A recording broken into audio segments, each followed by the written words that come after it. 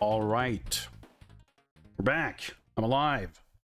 We're here, ready for some games Bond action. What is up, Dark Rip? What's up, Juice Willis, Mendel, Noodle, lurkers in chat, VOD viewers, and everybody else? Welcome, welcome. I got hair thing going on. Well, I had a terrible hair thing going on, which I have now addressed about 6 months later than I should. It's how I like to see it. I always have very conflicting feelings about having my haircuts acknowledged, because it always feels like it draws attention to the fact that I cut my hair about 400 times more seldomly than I probably should. But we're not here to discuss my haircut, hopefully. Not why I'm here anyway. I'm here to play this game, finally. I had to cancel Monday's stream. Wednesday's today, as it turns out. I had to cancel Monday's stream because I was just completely knocked on my ass by work and weather, and I was just, I don't know, borderline passing out as I got home. And I have since acclimated a little bit, and I'm still pretty, like, not super high energy levels, but I am very excited to keep playing Everything or Nothing. So I am eager to pick up from where we left off, and I've been trying to think about whether I can remember anything about the game's plot or anything. But we'll at least have the mission select screen to go through and remind ourselves of what we did last time. On the topic of catching up, I have, in the time since my last stream, done some updates to the spreadsheets and YouTube VODs and that kind of stuff. So I was definitely a bit behind, quite behind, I would argue. But if we take a look at the official spreadsheet, I guess that's a convenient way of doing that. You will now see that there are links up to almost everything. I think I have exported the VOD for the GBA Everything or Nothing to YouTube, but it hasn't processed yet. It's not live, but it should be very shortly up there. But at the very least, I highlighted everything on Twitch, and everything is kind of up to date. Some of you may have seen on Discord, I had quite the ordeal trying to fix a kind of broken VOD. It was a complete nightmare getting Twitch and YouTube and DaVinci Resolve to cooperate. But eventually I was able to piece together one somewhat cohesive video with audio, with the correct frame rate, not, you know, frame drops, which were very frequent, notwithstanding. Nice to have that done, at least. I was reminded that there is still a VOD that is unavailable on YouTube, which is part 2, I think, of The World's Not Enough for PS1, because it got copyright flagged for all of the FMV cutscenes. I think it's still up on Twitch. But I will need to... I didn't have time in all the other editing stuff I was doing, but I need to get around to basically just blurring out, or like blocking out the FMV footage, which should hopefully allow me to upload it to YouTube. I will get to that sooner or later. At the very least, if you want to catch up on previous games, you will have a significantly easier time doing so now that stuff is properly linked. I have also, while I was at it, I have also caught up a little bit on the Viewer's Choice versus Fighting Game Friday night bonus stream archives. I believe there were 2 of those streams that were not up on YouTube, but they should both be up there now. And it's just as well that I got that taken care of, because we are doing yet another round of those fighting games this Friday. I am excited to get back to that. It's always a good time. So there will be a bonus stream this Friday with some fighting games. But yeah, I hate doing all this like stream editing stuff. It's not always a hassle. In the best case, it's just boring. But every now and again, there's something like a VOD gets split up into multiple parts, or there's some other issue that I have to deal with, and it's not fun, which is why I keep putting it off. I mean, like I said, well, I mean, it's tedious to have to do it, just like highlighting VODs. It's just very, the word, it's not exactly creatively fulfilling. It's just, you know, busy work. And it's easy to put off. And in fact, I pay a monthly fee to Amazon for the privilege of allowing me to put it off for 60 days as opposed to 14 days before VODs get killed. Which has the unfortunate side effect of allowing me to let stuff pile up quite a bit before I get around to it. But that's, you know, reaping, sowing, etc. That's on me. In any case, I did make a deliberate effort to catch up, so stuff should be more easily available. Now, for the record, I don't post every VOD to YouTube. I usually, primarily, it's only the fighting game stuff and the Games Bond stuff, or similarly kind of themed things. When I do like random streams, I don't tend to, like, because my YouTube channel doesn't get to, you know, tremendous amount of traffic, so it's not really worth putting random streams up there for me. But any more like, what would I call it, formal project like this, I want to have everything there for posterity, and I want to make it easily accessible. And easily accessible is not really how I would describe video archives on Twitch, which is why I make sure to put that stuff on YouTube. But, you know, there's a reason that people, once they get sufficiently successful, that they start paying someone else to do this shit. It's my least favorite part of streaming. But it is what it is, and I feel good about at least being more or less caught up for the time being.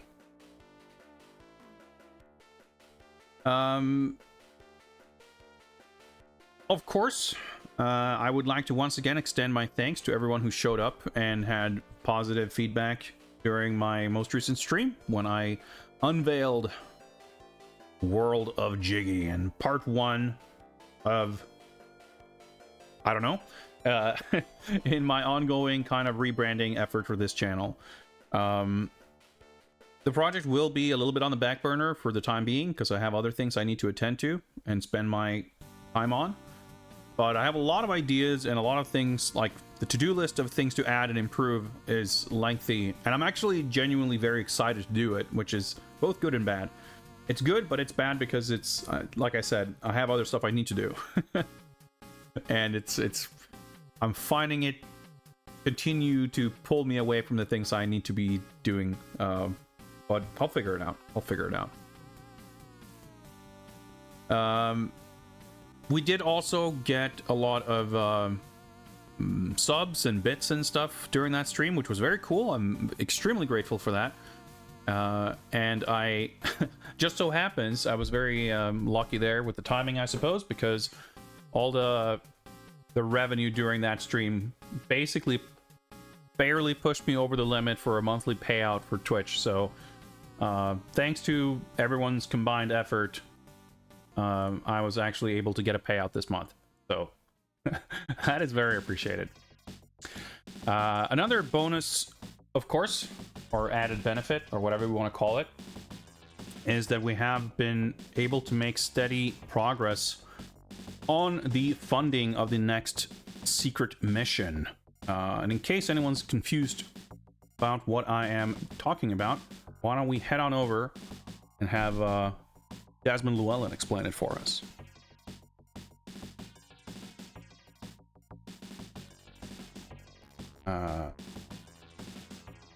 Boom. There we go. Yes. Q Branch needs your help. The Q Branch Research Funding Initiative is the mechanic through which we will unlock additional James Bond video game adjacent or related things. Added bonus content for James Bond. All contributions to the channel in the form of subs, cheers, donations, merch, sales, etc. will add Q credits to the tune of 1 bit equaling 1 credit. More or less. So, by a combined 1,000 credits through any of these means over the course of a stream, we will complete a daily objective. And we have so far completed 7 daily objectives. We just need 3 more. Let's see if I can count to 3 on my fingers. There we go. And we shall pencil in yet another bonus mission into the schedule. I'm looking forward to that. Unspeakable horror awaits you. Noodle being very kind to demonstrate the mechanics with a Prime Gaming subscription. Thank you very much indeed, Noodle. I really, really appreciate that. There you go. That's 250 Q credits just like that. Thank you, and please enjoy your skull. Welcome to the Skull Club. All right. What are we here to do? We are here to play Everything or Nothing. We had, of course, some technical difficulties getting this set up. I was expecting to be playing the Xbox version, but as luck would have it, I have a Japanese PS2 copy that I bought a while back, and unlike the Xbox version, this one works. And it's been a fun time. It's been an interesting game with a lot of really cool shit going on. Some issues, perhaps more than anything, the performance is a little bit questionable. I'm very curious how the Xbox version runs, but I'm fine playing this one. There's also a lot of quirks to the controls that take a little getting used to, but it is a fun and interesting and cool game, and it's been kind of addictive in a way. It has what I would consider refined version, basically, of the scoring system that we have seen in the previous few Bond games, but probably the best implementation of it, where it's easy to get kind of roped into at least wanting to replay missions to find more Bond moves and get better stats and higher scores. And I don't know, I think there's a lot on the design level of this game that really tickles my fancy. It's very aligned with my tastes with regards to a lot of that stuff, because you have a lot of levels, as the information page here helpfully points out. The game features an original story with over 30 missions, and I thought that was I wasn't sure what to make of that. Especially after the Game Boy version boasted 20 missions when it in fact had 7 levels. But the way things seem split up in this game, I can certainly believe that it'll reach 30, even if some missions are literally just a cinematic of a Q lab briefing or whatever, which is sick. So, I mean, it's all pretty good stuff. But you've got a lot of kind of shorter missions. Although I think some of the ones that have been slightly on the longer side actually do have checkpoints, which is nice. But there's all these little things you can achieve in each level, so they're like fun to replay. Even though I enjoyed the scoring system in Nightfire when I played it back in the day, and still do, I always felt that like some aspects make the playing and replaying of missions just slightly laborious, and like you kind of want to redo some things, but the idea of redoing a whole mission is a little I don't know if I want to do that. But having the game split up into much smaller chunks, I think just makes that idea work much better, basically. So yeah, chuggy performance aside, it is a very exciting and cool game, so I'm excited to keep playing. I don't really think we have too much more ground to cover before we just get to it. So let me see if I can remember how to stream. We turn on my upscaler. Let me configure it. Let me turn on my PS2, I guess. Well, fade out these jams. Cool as they are, we're not going to need them. And hop on over to gameplay. Well, that's not configured correctly. Let me take a look at this. There's something else recently. Ooh, this is probably... Okay, I'm gonna need to do this real quick. This should be the easiest way of fixing this. There we go, let's hop on back. Alright, there we go. I think I must have done probably some World of Jiggy thing is interfering with some of my shortcuts, which will disable a bunch of filters, which screws up the cropping in settings. But I think we'll be fine. Is this the one we want? I think it's this one. Let me... oh yeah, I should also do this. Look a little better. Let me do this. Change it back. I think we should be good to go. Is it gonna play the intro? If it is, I'm gonna need to turn on the audio so the stream doesn't get me. In fact, let me just do that just in case.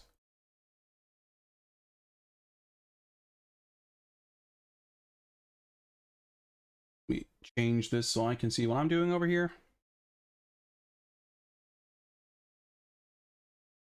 Source. Oh boy, double audio. That.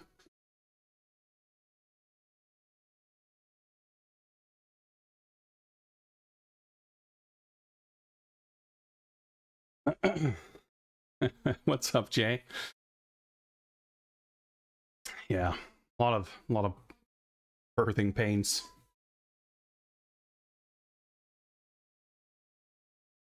Pretty sure this is not supposed to be full screen. I think I'm in the wrong profile. Let me around with this a bit.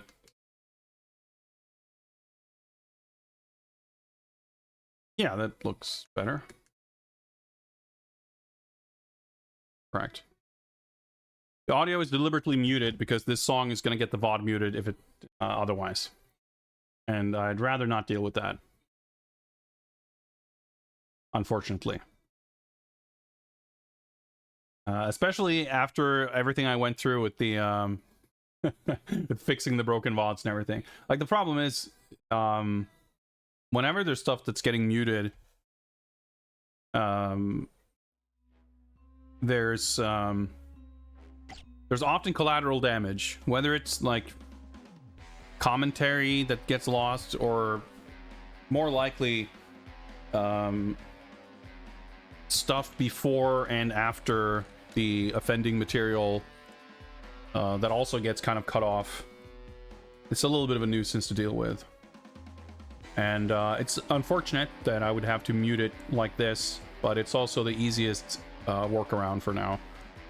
There are things you can do to have multiple audio channels and have stuff not show up in a VOD and whatever, but even that would be, the way I would have to set it up for the purposes of this would be a little too many hoops to jump through for the sake of this. So unfortunately, I mean, if you're not going to hear it in the VOD anyway, I'd rather do it this way so we don't get a bunch of weird other stuff missing. It's unfortunate, but it's you know, kind of comes with the territory with licensed stuff. The funny thing is that we didn't have issues with the GBA version, so if the audio quality is chunky enough, I guess it doesn't get caught.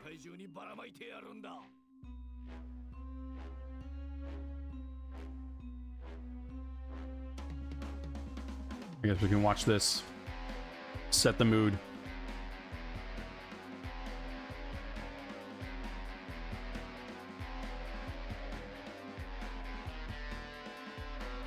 Yeah, Willem Dafoe is the foe in this game. That's why he's called that. Oh yeah, we did this. This took a couple of attempts, but we got there. Also, what's up, Sandwichard, welcome. Oh yeah, there's Maya. I guess we're about to go rescue her. Right, I think that's what we're doing. Because yeah, we did like the driving mission in New Orleans. And we tried to do that a few times. I think that was the last level we did last time. The fucking rally stage. Invisibility powers. The melee combat's a little bit weird, if only because a lot of the time enemies kind of slap you before you can punch them. But the animations and everything, like, is pretty cool.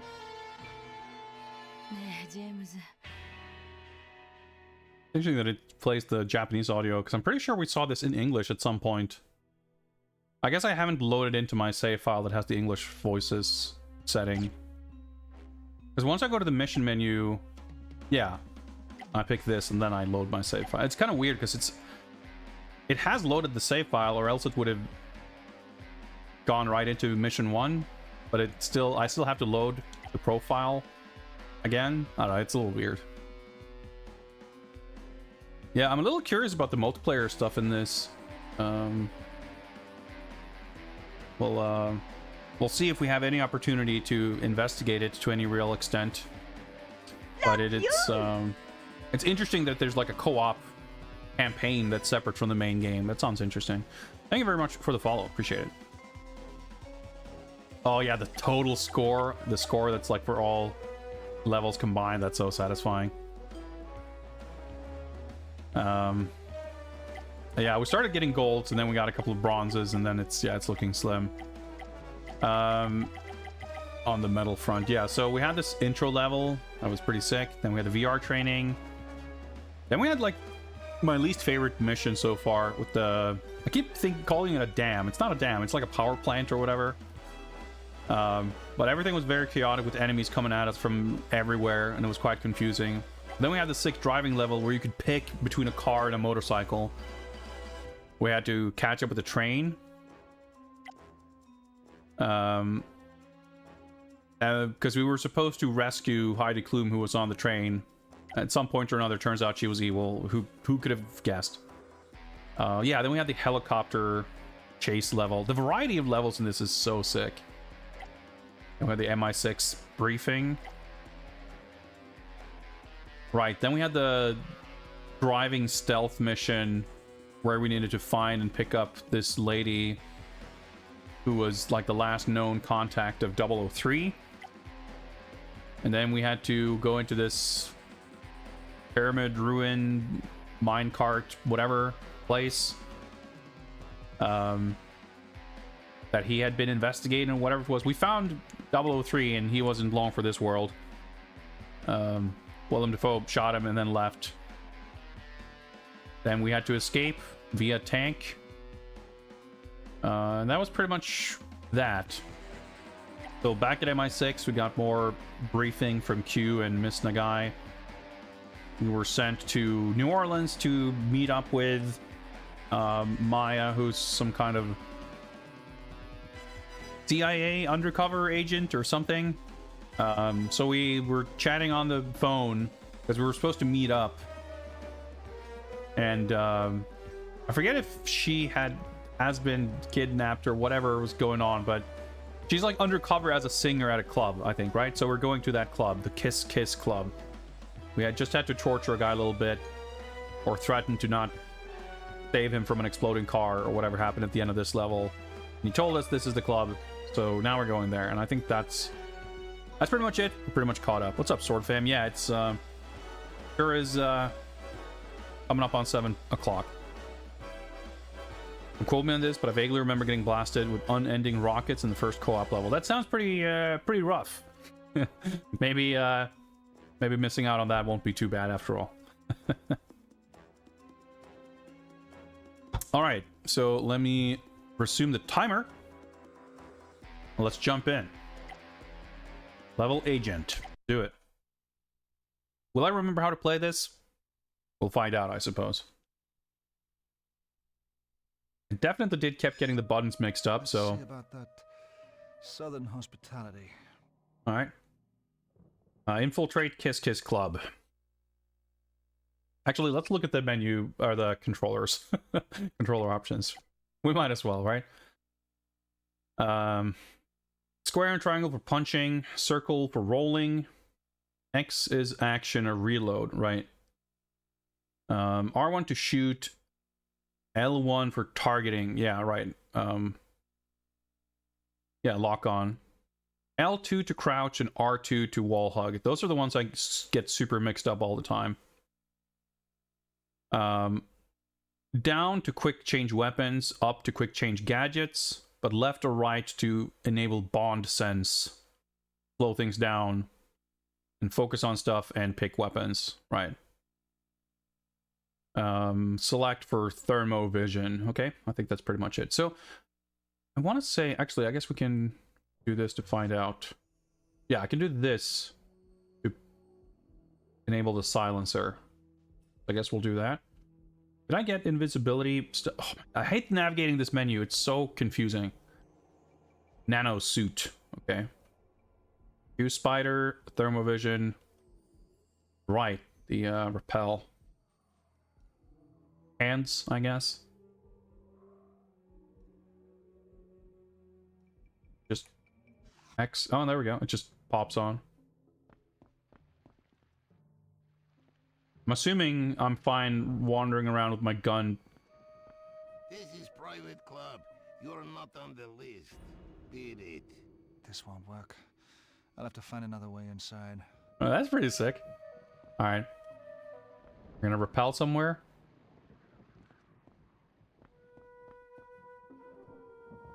All right, let's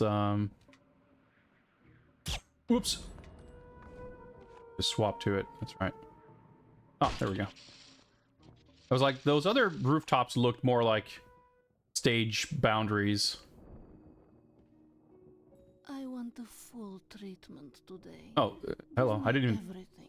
see her. All right, action. Is this a Bond move? It better be. Oh my. We've learned a few new tricks, haven't we? Could you be a dear and get me a drink, please? There we go. Bond move achieved. Can I get her a drink? Probably not. That's pretty good. Dude, the fucking sun. All right. Hurry back. I've been so tense lately. Bond, Agent Starling is starting her last song. Oh, You right. must get to her before it's too late. All right. Objective completed. New objective. Find Maya before the song is over. Oh my god. Okay, I was like, oh, he just seems friendly, surprisingly.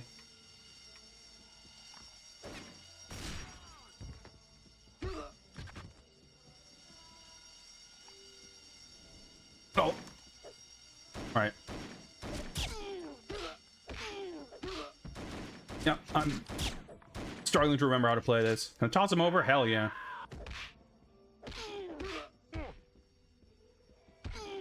Oh, I want to throw him. All right, well, I'm probably redoing this mission.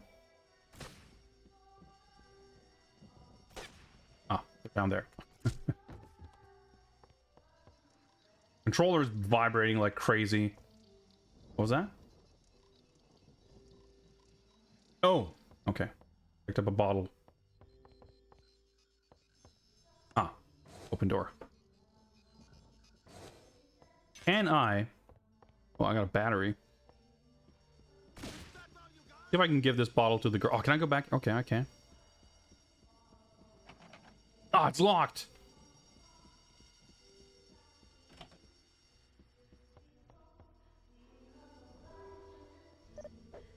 Come on! Come on. Oh my god. I figured I could like reach out over the corner to like shoot or something, but nope. No such luck. I hate this so much. I have to like, when I swap, it doesn't actually swap the weapon until I like press a different button. I want the So I full- instinctively like press the trigger Oh my. to swap, but then it doesn't swap. It changes from the repel. Well, technically, I'm still holding the gun, right? But it doesn't swap to my highlighted item. It just shoots. Hurry back. I've been so Combat's cool, but it's a little unwieldy for sure. Agent Starling is starting her last song. You must Doesn't get seem to her be a before it's too timer late. just yet. Wonder if there will be one. Kill that guy!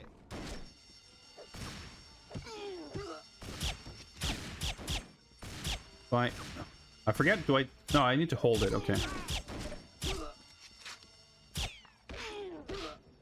I wasn't sure if I needed to hold or toggle the lock on. Turns out I need to hold it. That's okay. It's, stuff like that you just need to get used to and remember how it works. It's not that it's like poorly designed or unintuitive, it's just a little specific. Don't do it right, it'll screw you up a little bit. Oh, that's right, you have to do like the manual aiming. I forgot about that. There is he. Huh. The bottle I can pick up again? Yeah.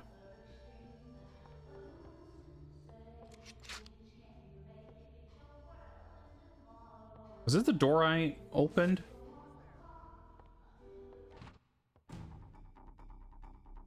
It's hard to know what level of stealth the game is like expecting of me. You're surrounded. Who are you? Bond. James Bond. Not much, it appears. Me. Kill him. Alright. James!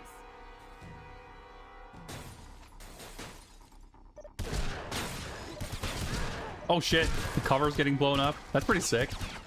Can I fucking lock on, please?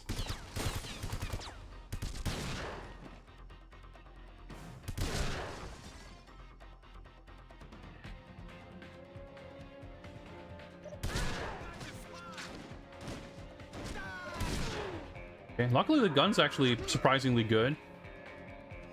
Oh, I got a Bond move.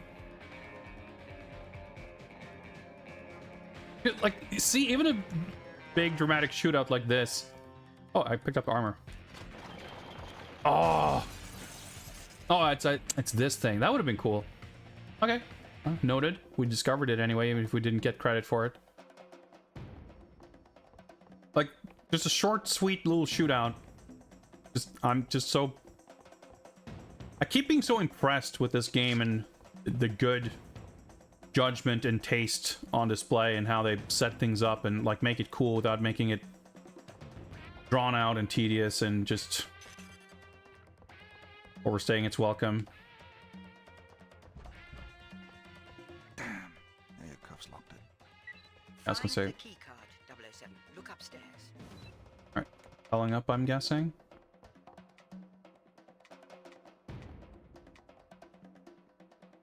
Elevator. I guess it's... Oh, we might find out. I was gonna say, it might be hard to repel if there's no wall. Oh, hello.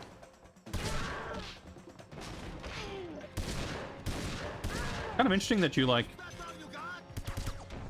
Well, you can kind of do that, but not quite. Dude, the shotgun just, like, fucking kills people. It's so satisfying. Seems like an obvious thing to say, but it's like not something you feel like you can necessarily take for granted.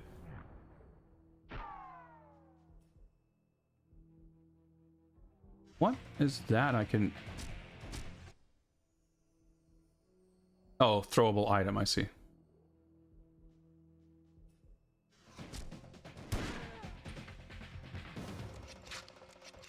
Alright. Yeah, the shooting is good. It's just, like, it's a little unusual the way the targeting works. I do like it, but it's...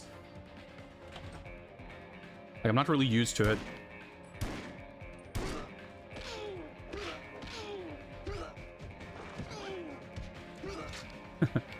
Alright, more armor. Like, fucking laser beam.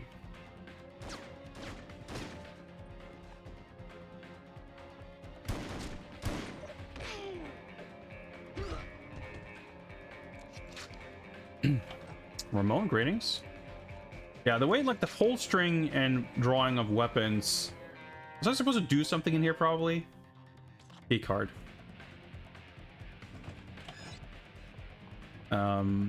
It's a little clumsy how, like, whether you have a weapon drawn or not kind of determines what you can and cannot do. And the act of, like, drawing or holstering weapons can be both a little slow, and they can kind of happen without you necessarily realizing.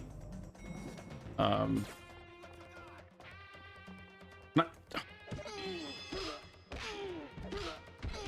I'm gonna break. guys just don't have guns. That's interesting. Oh, I'm in power mode. Oh, that's when you do sick takedowns. I see. Just whipped the bottle because I was in the middle of a throw animation. All right, that's pretty cool. That's pretty fun. Pick up a crowbar in case we get more bad guys. Ooh, we got some Spas 12 ammo. Where was the... Oh yeah, it was back here. Oh. Long way around. Now it's a beat 'em up. Yeah, see, you get little... all these little changes and just... everything just kind of... things get sort of mixed up and everything. It's cool. Done that, I guess. Wait, hang on. This looks conspicuous.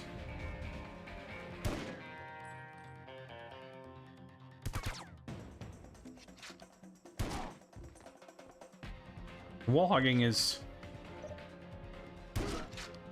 just like a little bit finicky. Like all the combat mechanics are just, you just have to kind of be a little bit aware of what the game wants from you. Play by the game's rules. And if you're, you know, able and willing to do that, you'll be fine. But it's easy to slip into kind of assumptions about how the controls are set up or how things work. And then when they don't work like that, you get kind of tripped up. Oh, that was it. Nice. Dude, I fucking love how short and sweet these levels are. 2 out of 3 bond moves. So we would have gotten the third for crashing the chandelier thing. Pretty good score for enemies. Relative to our typical performance, pretty decent, okay-ish scores for accuracy and efficiency. Time, yeah, part time 1:30, and we were at like 7 minutes. I wasn't making a rush of it, so that's understandable. Yeah, I guess this was just shooting the guys upstairs with a shotgun. Feel like a pretty default thing to do, but maybe if you kill them with the pistol, they don't fall over the railing or something. Can't see shit in this image, but I reckon that's the crashing the light rig. 292,000 seems like a high score, but let's see. Yeah, we got the gold. Sick. Because the golds have been like the requirement for gold has been like 150, 175 or something. So 292 seems like it would definitely be enough, and sure enough. Right, weapon upgrade to the tank. Okay, interesting. So I guess if we redo the tank level, it's going to be easier. Not the most exciting gold reward, but I love that the gold rewards, like, that's another thing that I think is a big improvement over how it worked in Nightfire, and most of the previous Bond games that have had any kind of reward structure like this, is that the gold medals for individual levels don't give you a specific reward, but it's the cumulative gold medals that you have collected that will unlock stuff. So you can kind of pick and choose the golds you think are easiest or most fun to get. And you don't have to get a specific medal on a specific level.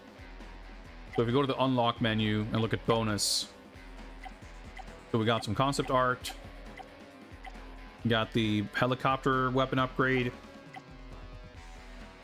we got this, which I think probably, if I had to guess, is some kind of alternate costume, but we couldn't quite figure out if / how to enable seeing it before she presumably has just left the game for good.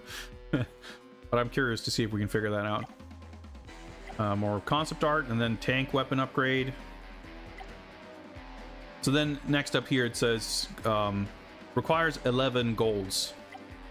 So for 11, 12, 13, etc. Yeah, it seems kind of...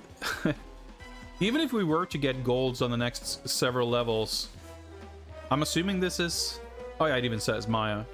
I feel like even if we get all golds, we'll get this by the time she's out of the story as well. But yeah, I like the system a lot as opposed to having stuff tied to specific levels. So gadget upgrades. I think these appear to basically just be... Yeah, it just says like cannot be selected currently. So these I reckon are just gonna unlock as we progress, basically. Cheats? Oh yeah, these are for the platinum medals, right? Golden gun.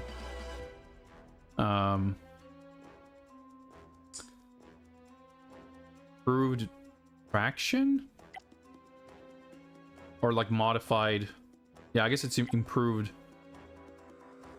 traction, improved battery,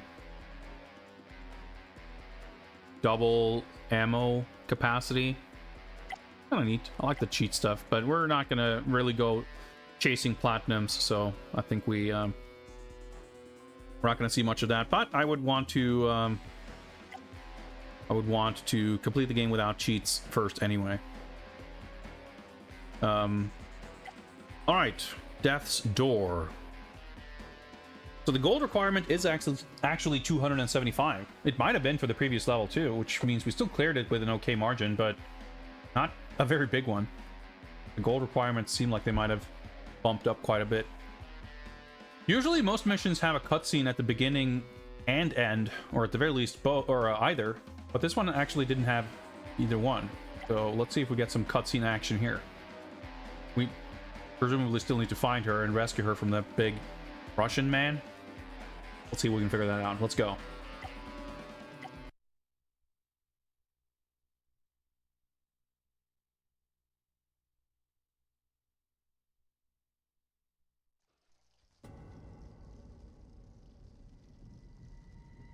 Rouge.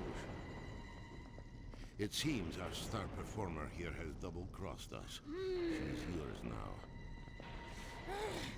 Give her a death that will make us all applaud. I'll take great pleasure in my performance. Basically couldn't hear the dialogue over my PS2 disk drive. That's fine. I think I get the basic gist. Atmosphere here is sick.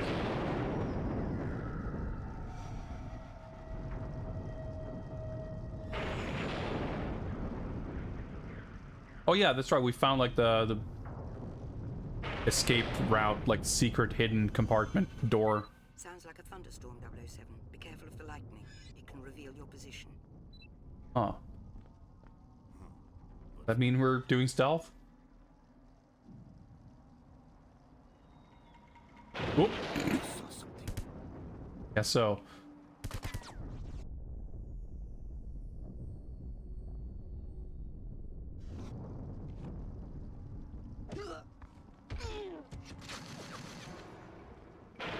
I feel like that I punched the dude, which made me holster my gun.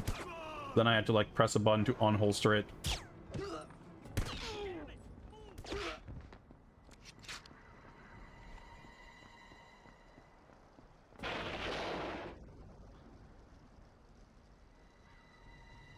Can I?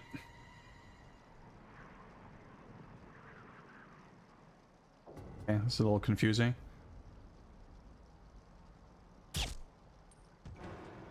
Fuck it. Let's take a look at the objectives. I wasn't paying attention. All right, rescue Maya. Find a shortcut to the fire something place. Not sure what that means. Or find a not a shortcut necessarily, a route, I guess. Bond action hint.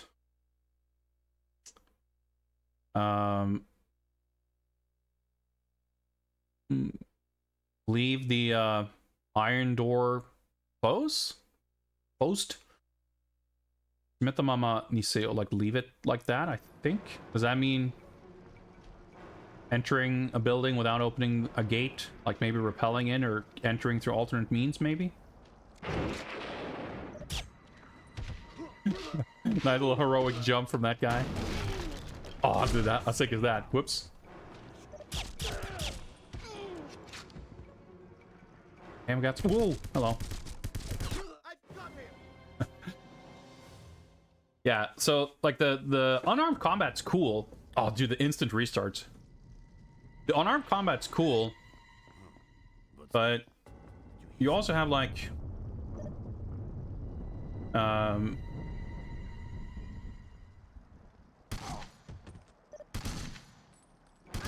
a lot of situations like that where, you know, someone has a gun, and if you don't, you're getting screwed.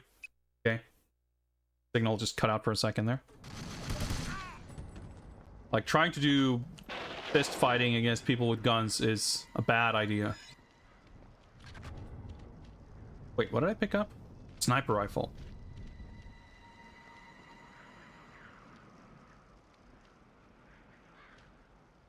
I have a lot of ammo for this. So I picked up a few shotgun rounds here and there. Yeah, ammo limits are very strict. Okay, no, I don't have a shotgun now. Picked them up last time, I guess.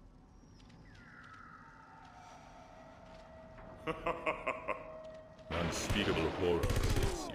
Ramon with the subscription. Thank you very much. I appreciate that. I can't take cover here, but I can crouch, I guess. And still got shot there somehow. Breakable. Thank you very much for the subscription.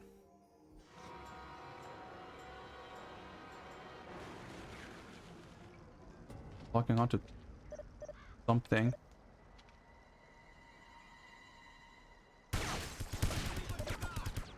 I'm out of range. I would want to use a sniper rifle. Seems like a bit overzealous, but works.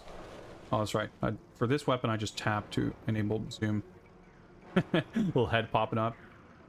Oh, that was weirdly timed, but it worked out.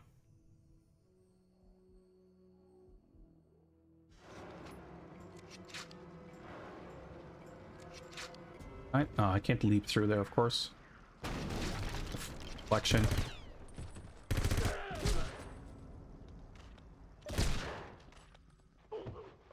So funny, they like happen to just leave their back turn. All right, that's a Q spider hole.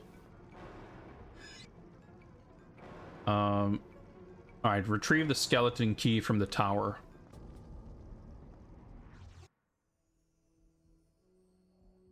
Spider can enter.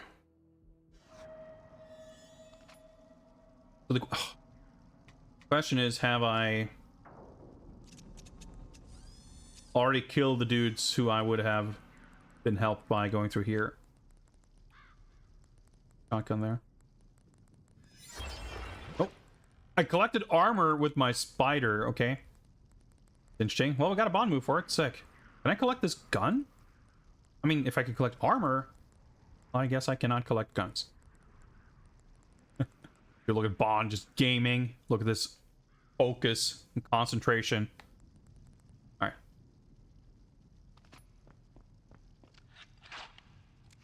Oh, no, I thought it was a shotgun, but it was a sniper rifle.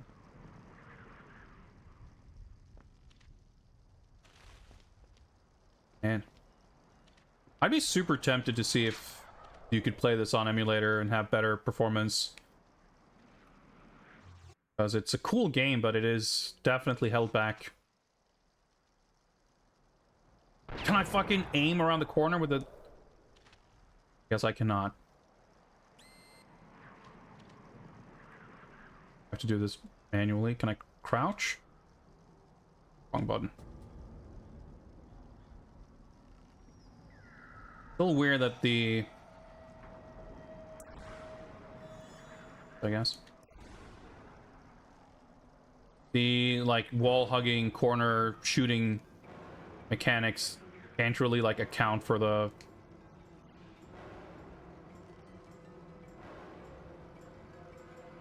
first-person aiming.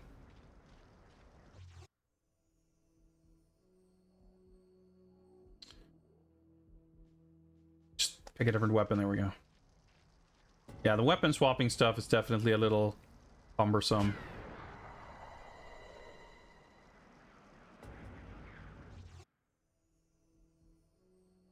Sounded like someone was shooting at me, but maybe it was just lightning. But can I like exit this without swapping weapons? Okay, triangle, I guess. Full health, so.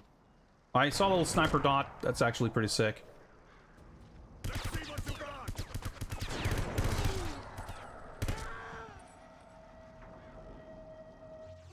How do I deal with this? I feel a guy here somewhere. I think. Did I like just completely misunderstand this, or like if I tap L1 now or hold it, nothing happens? I have to do it this way, I guess. A little strange.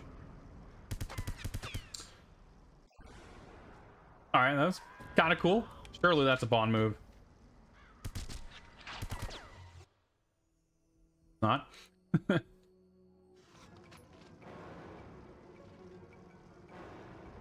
can't lock onto him until he, like... No, he's... Okay. Should have locked on there, I would think, but...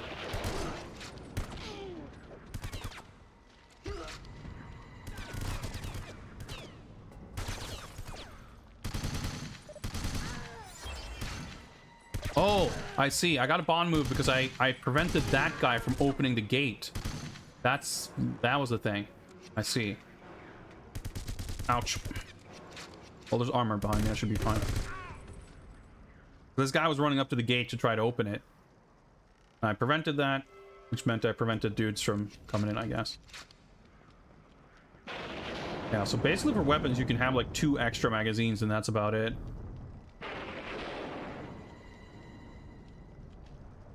Which, like, I'm usually pretty for games where the you don't get tons of ammo and you're like encouraged to swap weapons frequently.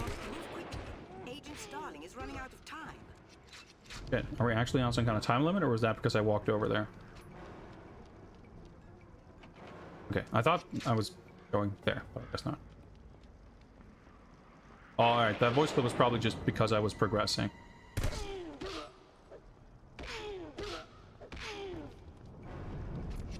Yeah, so you want to remember that after you punch a dude out. It's controlled by a junction box on the other side of the wall, 007. Shoot it out, and the gate should open.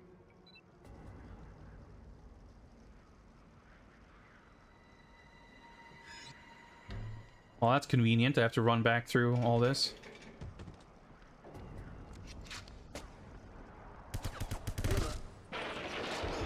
But yeah, like after you fist fight someone, you have to remember to like press the gun button to draw the gun again, lest you be unprepared.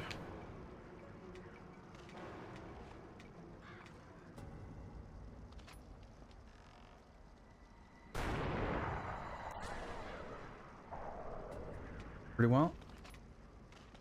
But yeah, so I like when you like swap weapons frequently. Nope,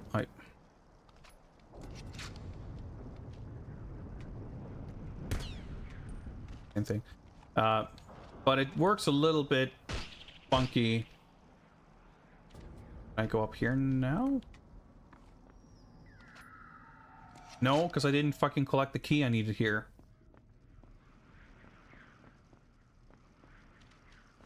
Confused. The balance of like how... Not so much how many weapons drop. It's not necessarily that you run out of ammo constantly.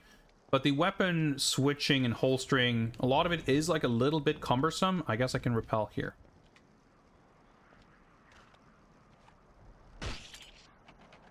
That it doesn't, like, having to swap weapons frequently tends to not, like, feel that great. Oh, that's cool. Oh, there's the skeleton key. Yeah, of course.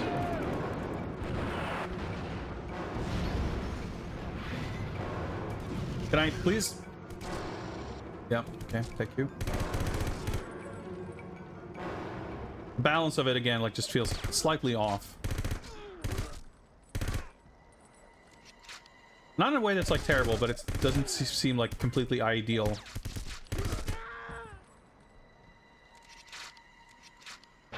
But it you know, it differs a little bit from mission to mission as well.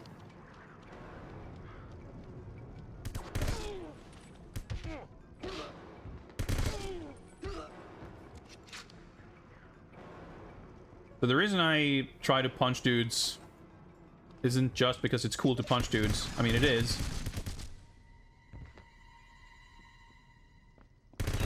But also because it increases, like, it improves your effectiveness stat.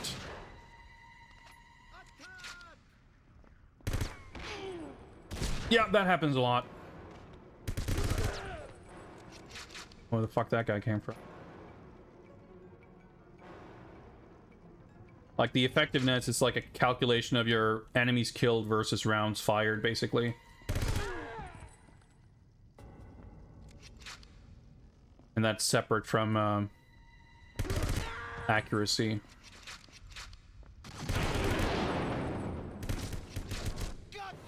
Ah, I try to shoot him and like stun lock him. Okay, that's a pretty long checkpoint, but I was kind of fumbling around for a long time. Actually, checkpoint. I think that's the start of the mission.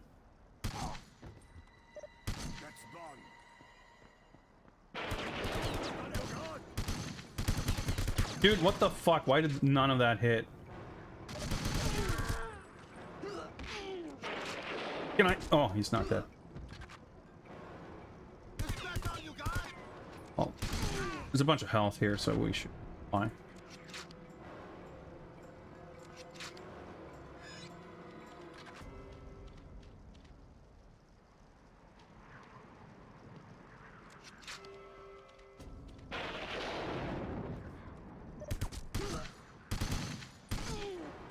Oh my god, my aim.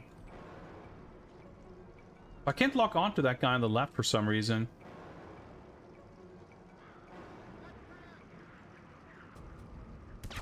This guy. Yep, got him.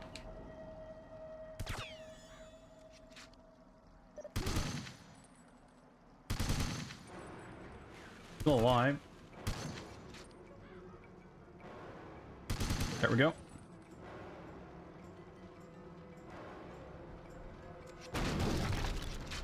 Oh my god! Why the fuck would you lock onto the guy who's like behind a wall? And not the guy right in front of me. That, like, slightly infuriating. Well, I can collect some armor here and get a bond move. If I can do that correct. It's kind of weird because you only use the left stick when moving the spider.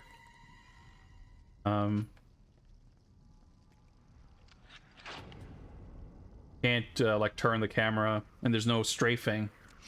You would think a little spider of all things could strafe. Objective.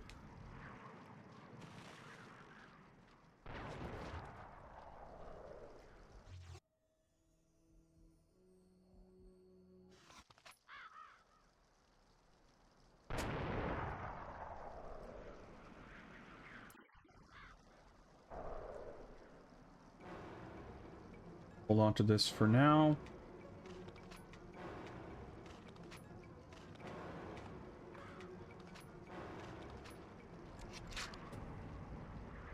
Desert Eagle ammo.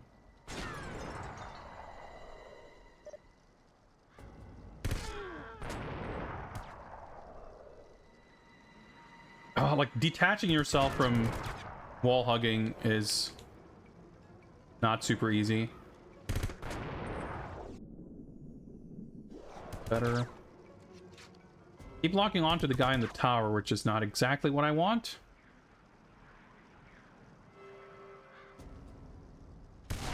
Got him. Well, take care of the tower guy.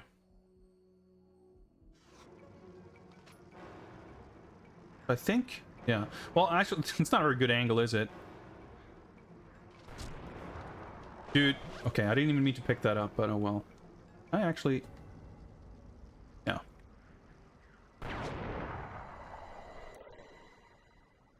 Pardon the kidney, I guess.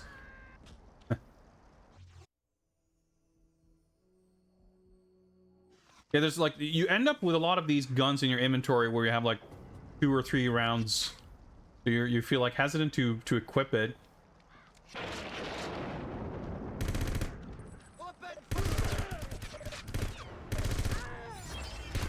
You don't want to equip a weapon with, you know, that's going to instantly run out and make you swap weapon again.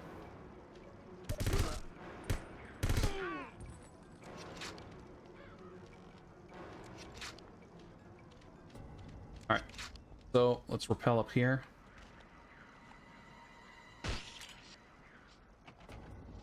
Guess we can deal with this first.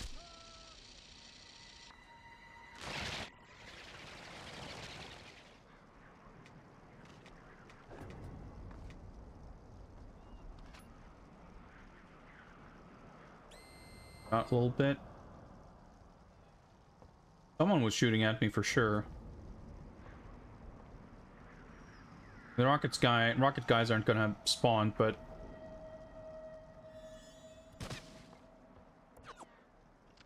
see? Wait, this full ammo? No, there we go. Oh, fuck it. Yeah, there we go. Just spawn on screen.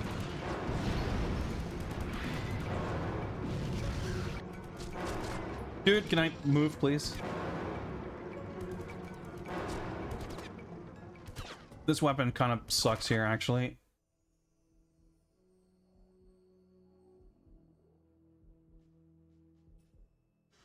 I feel like I don't have any really well-suited weapons.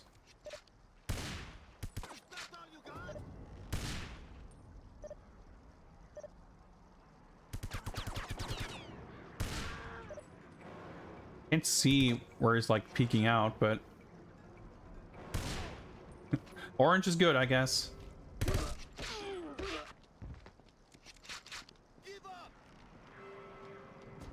All right, so I might as well gun, please. There we go. Go grab thing over here first, right? I don't need to go up to the locked gate. Oh. Oh.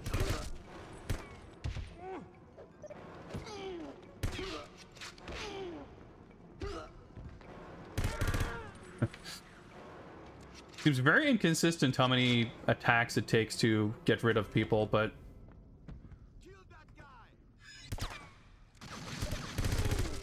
rid of where's up there.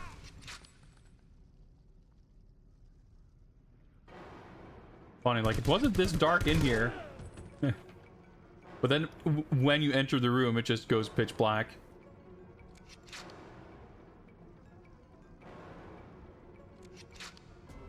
Like people spawn in weird little monster closet corners. Despite the fact that when you actually have thermovision, like they're not hidden by the darkness.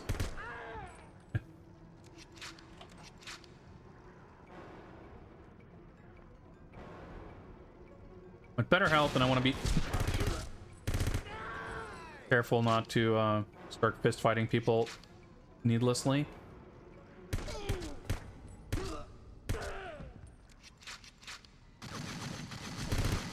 Can I lock on, please? So, like, if you don't lock on, you don't, you know, strafe. You just start turning around, and you have to... I think that's, like, the main reason why it's a little awkward. Like, you won't lock on if you press the lock on button, unless Bond is physically, like, facing towards whatever you want to lock onto. He won't lock on. So you face the direction of whatever it is you're trying to shoot. You hold L1 and then you start pressing left to like strafe out of the way. And then for some reason the lock on, like you don't really want to stick around to wait to visually confirm that the lock on happens. You just assume that it should lock on, right? So you hold L1, press left, and then for some reason the lock on didn't take. So then Bond just like whoosh, whips around. And when he's facing the side, you know, you definitely can't lock on. So then you have to like wiggle back to fit. Like it's a little awkward. All right.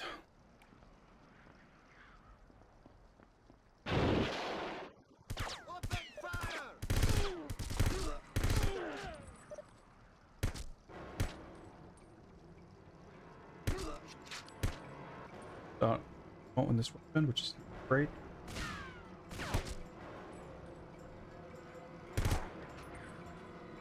But I might as well, it's like, I'd rather have one fewer weapon in my inventory than a weapon with 2 rounds that I'm not going to want to switch to anyway. Oh.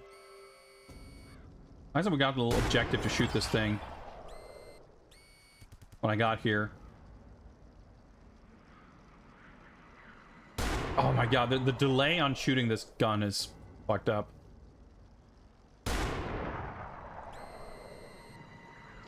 Oh yeah, I accidentally picked up more ammo as soon as I shot the first round, but that's okay. You would think that he can, like, if he's eager enough to repel, to like fucking dive off of ledges of buildings, you would think he could gently lower himself down from a balcony, but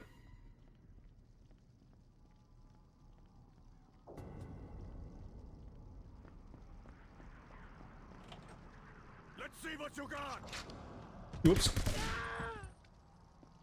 I like that the weapons that you would hope and expect to have good stopping power actually do. Like the Desert Eagle and the shotgun.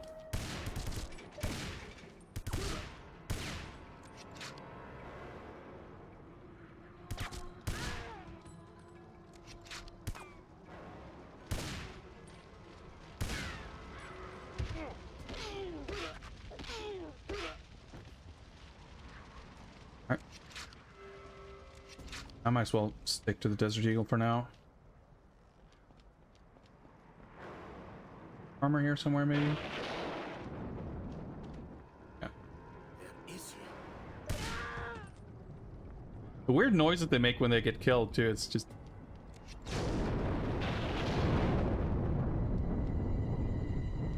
like bullets there, I don't know. Guess that's the mission? I'd be shocked if it was longer than this. Just based on the typical mission length. Okay, color me shocked. Pause.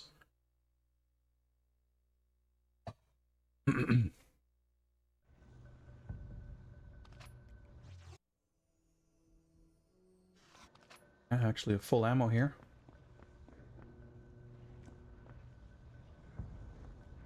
Corners are just so messed up.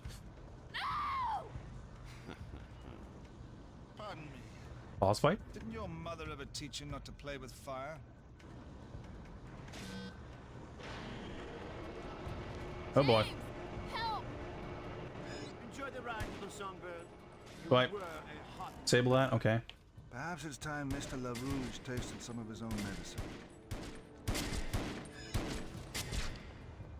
Bullet spongy boss fights aren't my favorite.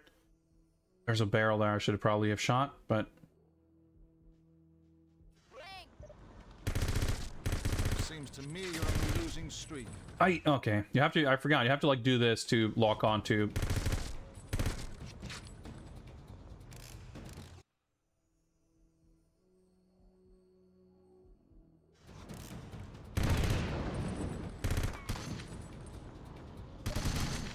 You're 2 beats slow.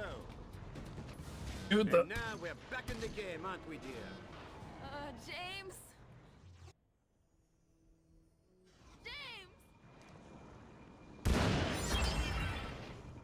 for satisfying. Oh my god. Okay, got explosives. I probably can't fist fight him, which isn't something I was trying to do exactly.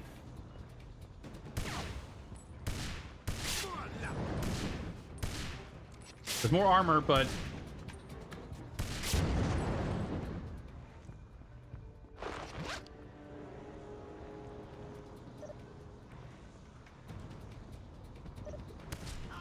all right. That's actually pretty cool.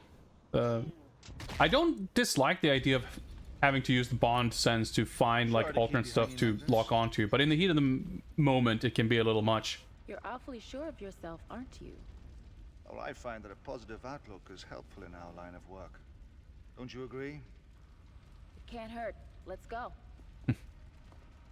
I'm sure I missed some Bond moves there, but that was actually a pretty fun, cool little boss fight. I was worried when I started shooting him and his health just drained very slowly. But once we got the bond move explosion, yeah, 4 out of 6, 197. We're very short of a gold score. Not that I would expect much given how much fumbling around. Like, to get a good score, you kind of have, like, time is a big factor, right? So we're pretty consistently more than double the par time. I guess we can get a maximum of 50,000. So if we had done exactly everything the way we did it, but hit it within 430, it still wouldn't have been enough for gold. We could have gotten another 20 for bond moves. Our weapon efficiency is atrocious, and I think that's probably the biggest. Yeah, so we're at 12%. And if we had been at, say, 50%, that's 40,000. That's like, yeah, that's as much as we could have gotten for like a perfect time. Accuracy, not great either. But that's actually less, like the efficiency is more rewarding because you get 1,000 per percent as opposed to 500 per percent. Yeah, number of enemies killed. Oh, that's right. Stealth kills are 8,000. I wonder if you maybe could have taken out, like, the way they communicated in the beginning of the mission made it sound like you were supposed to. They were like, oh, the lightning's going to give away your position. It's like, well, could I? It seems like walking past the first corner gave away my position to the enemy literally right in front of me. So I'm not really sure about that one. Take a look at the bond moves. We got the spider armor collection. We sniped the power box. So there's something for meleeing someone. Is this on the balcony? Interesting. So this is stopping the guy at the gate. I guess he's going to be busy fumbling with his keys, so he leaves his back open for a takedown. We just shot him. That works. So blowing up this thing. I wonder if this is killing him with an explosion. I had a feeling that, like, there were clearly more explosive things you can shoot. I had a feeling that we missed another bond move during the boss fight. This one I'm a little baffled, but I can't quite make out the background. No, this is probably the guy in the clock tower. Like, you go up there, like, you don't snipe him. I don't know, maybe. Well, I'm not going to be super concerned. I'm not expecting many more golds, so... but it is, like, enticing to think that if I wasn't more concerned with beating the game, I would have so much fun just replaying these levels and trying to improve my score. Yeah, bronze medal. About expected.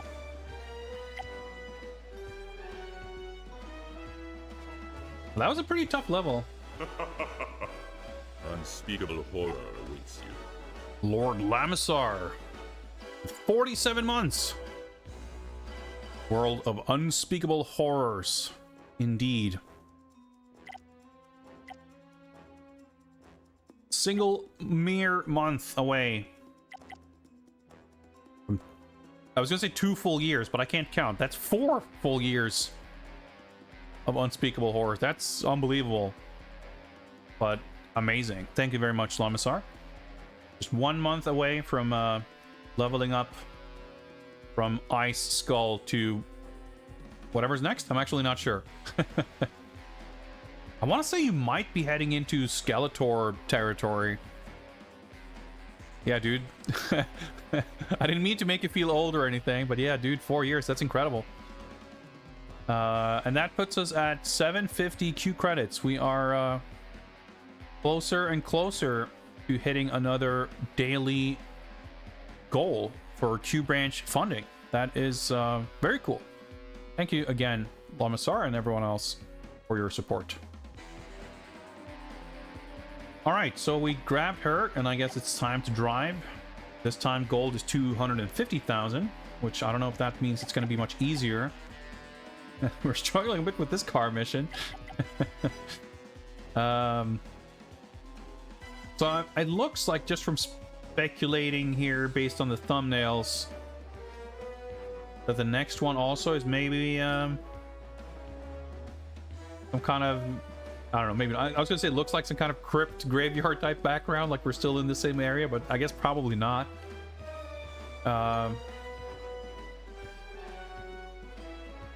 Let's see. Well, I'm trying to think here because I need to take a break shortly. I am, like I said, a little bit on a low energy on a vibe, so we might take a few more slightly more frequent breaks, or at least I probably should anyway. But I'm also eager to keep playing. So I'll do my classic of, well, let's just try the level. Let's just see what it's about. And then I'm going to be engrossed and we're going to keep playing. That's fine by me. Let's check out the next mission here. Level agent. Let's do it. All right, are we going to get some information here now, finally? Forget exactly why we needed to get in touch with her, but I guess she has some kind of information about Willem Dafoe or Heidi Klum or whoever. Take Agent Starling to our local safe house, 007. Yeah. Driving a limo, huh?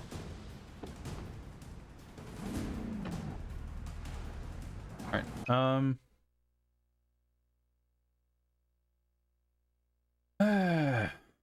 ボンドの隠れ家にマヤを連れて行け. Alright, take Maya to Bond's safe house. That's right. I can't see the map while I'm doing this.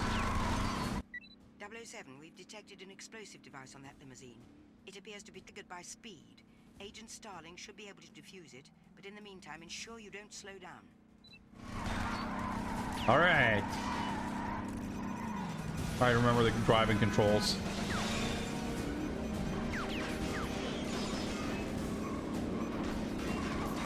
Kind of cool we're coming back to this map that we're kind of familiar with. I'm guessing I don't have fucking weapons or gadgets or anything here, which means I don't have to think about it at least, so that's sort of nice. Can't really fucking do much though, can I?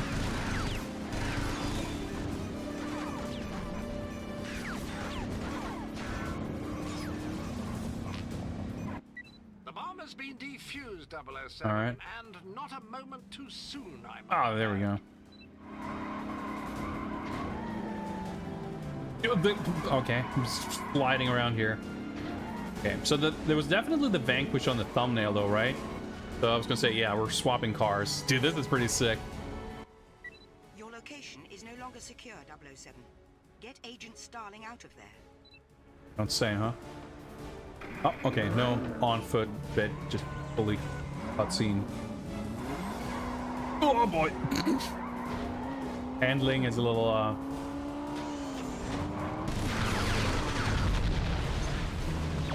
where do I go? I'm trying. Oh! Diavolo mustn't be allowed to operate in New Orleans, 007. Return to his compound and destroy it. Is there a jump here? I think so. I can't see shit with this map, but I kind of needed to figure out what's going on. All right.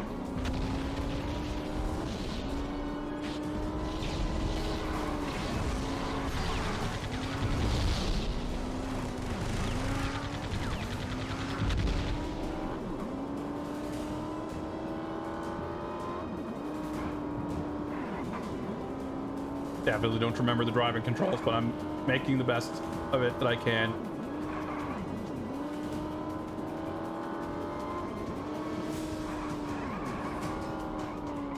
Yeah, I think I could have entered there. I just couldn't see. Yep, that's an open gate. Oh, of course it's rock solid. Ah, the handling. Yeah, thanks.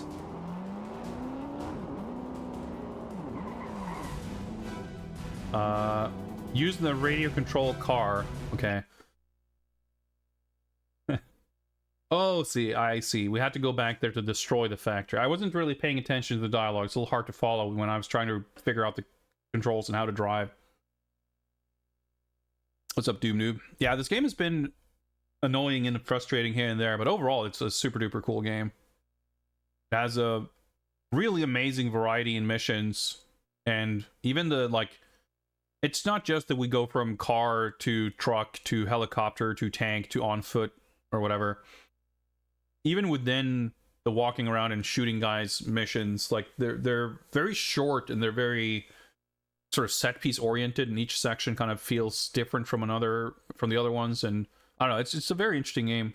Some of the things are a little clunky. Sometimes the difficulty balancing seems a little off. But in terms of the general idea of how to execute a Bond action game and the basic sort of structure of the plot and the locations and the missions, all that, I think is definitely top notch. Rajikon ka wa reizar katta. Okay. So the radio controlled car is equipped with a laser cutter. So I guess we're using that. Yeah, Rajikon ka ga ireru basho o sagase. Okay, so find some place that the RC car can enter.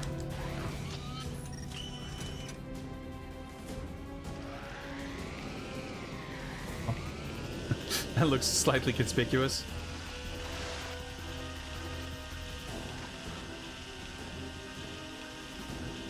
Like, the glitches actually look pretty cool. Did that guy ever come back? Nah, looks like he got Vise.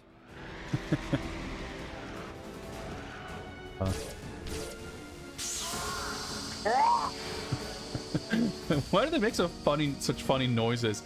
Okay, that looks like something I'd want to get to. Do I have to do some fucking, like, platforming? And I have some kind of map, but it's just the city map that doesn't really help us.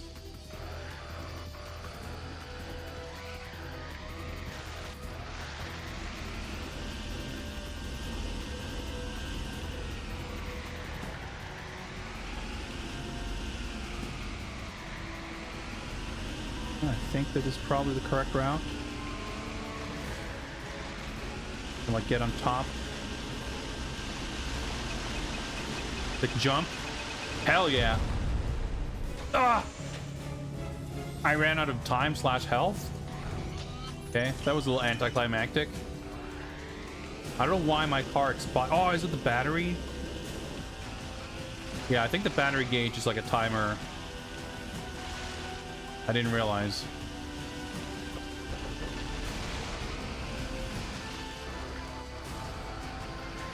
Maybe there's something else you can find if you take the other path. Doesn't look like we've got a lot of time to spare, though. Funny thing that Bond is just, like, literally sitting right outside the front door. Yeah, see, battery's running low, but I guess maybe if there's stuff to find there, you'd get there with, once you get, like, a remote car upgrade. Okay, well, that was simple enough. Now we're just gonna survive leaving here. You're not out of danger yet, 007. Yayakov's men will be lying in wait as you deliver Agent Starling back to her apartment.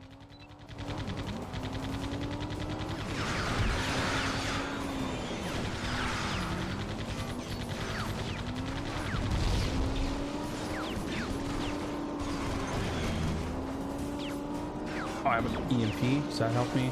Missile. I can't, like, fucking fire back. Oh, I can't. Never mind. Where am I going?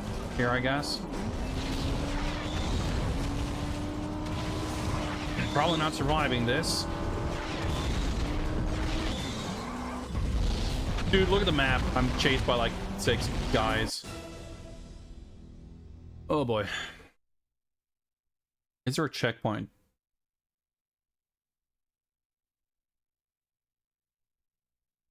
The route that I need to take here doesn't seem terribly complex.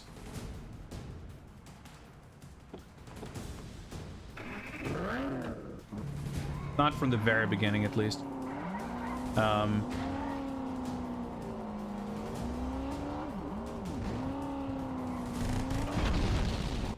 Diavolo mustn't be allowed to operate in New Orleans, 007. Return to his compound and destroy it.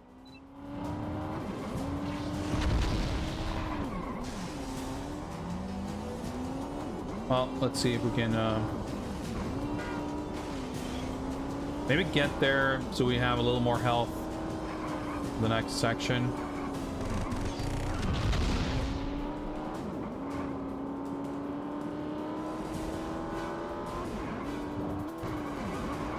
Like trying to look at the road and look out for enemies and look at the map all at the same time and try to not crash into shit.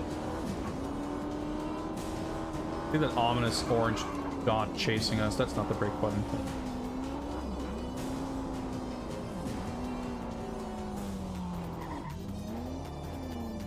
It doesn't really matter where we park here because we're gonna just like hard cut to being in a different position anyway. Oh boy. I guess I should have pointed the back of my car. I don't know. So having to sort of stop to shoot that first thing means I'm not sure if I have... Did that guy ever come back? Nah, looks like he got Vise.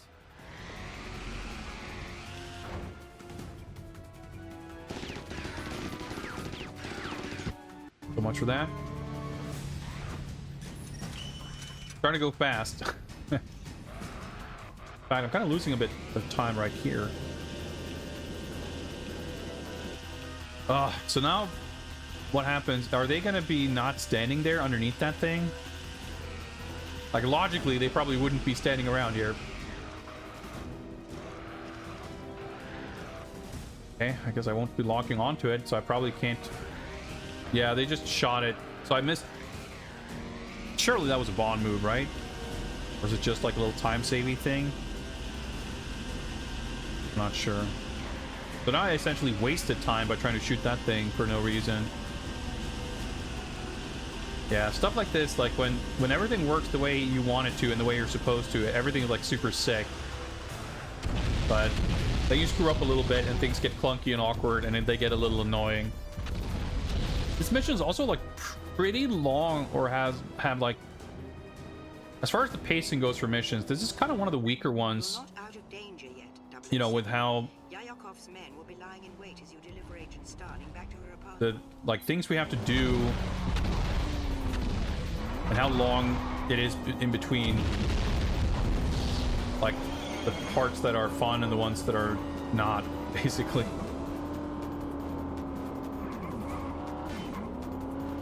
I want to take a left up here.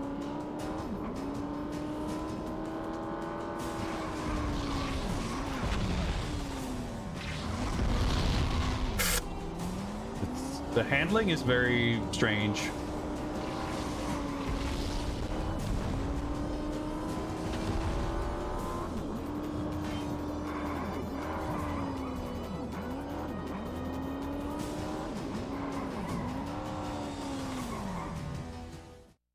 Okay, that went a lot better. I guess we're safe now. Thank you for saving my life. Perhaps you can return the favor sometime. Who's keeping score? Come inside.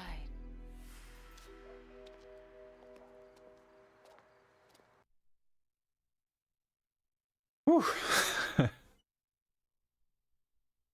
I find that happens quite a bit, though. Like, a lot of levels seem pretty daunting and intimidating. Like, when things go bad, it feels especially true of the driving missions.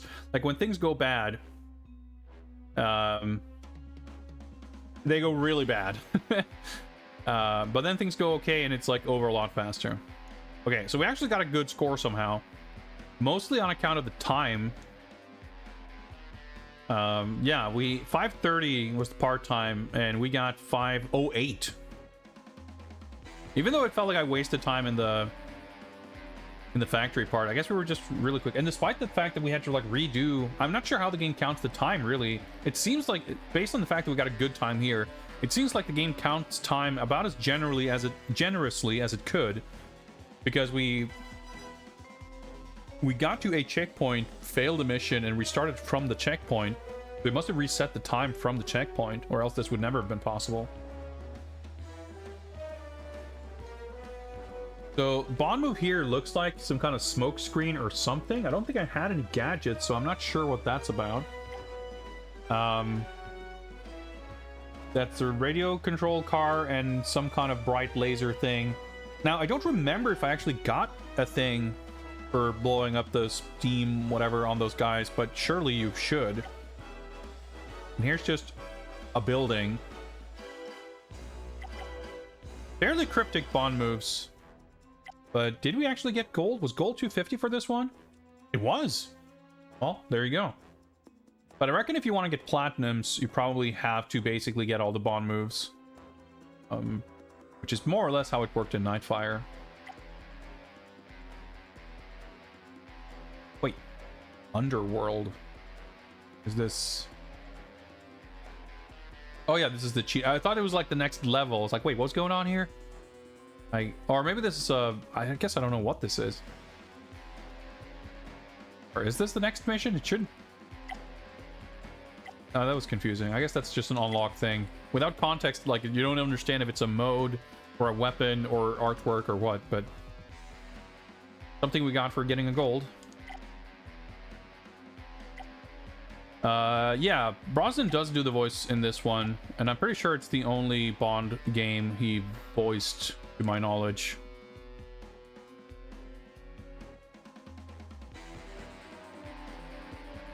It definitely feels like there's a... Like, if you look at Agent Under Fire, then Nightfire, then this game, there's like a clear escalation in... Not necessarily production value on all accounts. I mean, arguably, but certainly the resources available to really lean into making things feel like a Bond movie, even though it's like not quite... Feel like a Bond movie isn't exactly the right word for it, because it's definitely very exaggerated and video gamey, but it is that in a way that I really like. I think it's the correct choice. But not only do you have, like, there are more actors in it, the likenesses are better, everyone does their own voice, there is the opening theme, there's a lot of different types of set pieces, like, there's just like everything that was cool and good about these aspects in the previous games, but done at a higher level of fidelity and quality, basically. Which is really cool. However, I think after that, we very much are in need of a brief respite, so I'm going to take a short break. I will leave you guys with a little bit of a dance party, and I'll be back in a little bit. Let's see if I can set this up properly.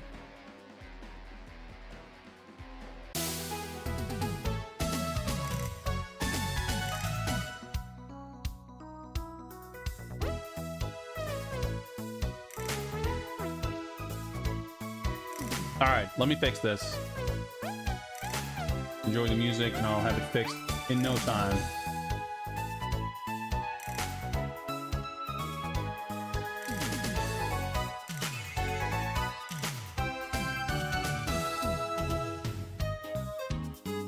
There we go. That's the dreaded main menu crash that sometimes sneaks in. Anyway, enjoy the jams. I'll be back in a little bit.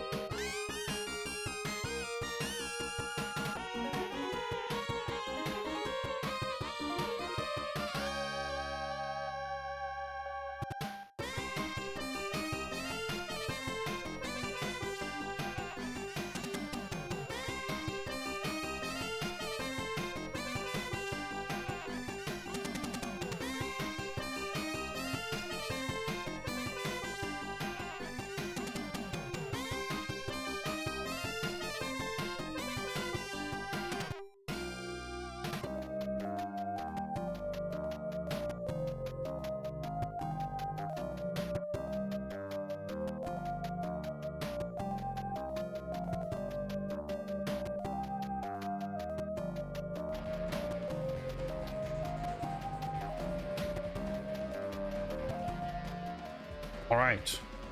I think we've got that sorted. Standing by. I am back. See if I can get my stuff sorted. Oh yeah, that's right. I want to see the game on this screen.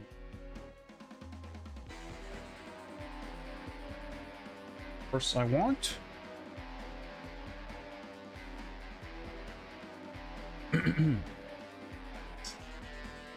So I guess we're still going after that guy who kidnapped Maya or whatever. That makes sense. All right, where's my cursor? There we go. I am fresh, back from my break and good to go. So do it. Resume the timer. Start the next mission. Making good progress. Feel like we haven't got too caught up on any major trouble. 007, we followed the tracking signal from the devices you placed on Yayakov's trucks to an old plantation in the bayou. You must get inside to find out what he's up to.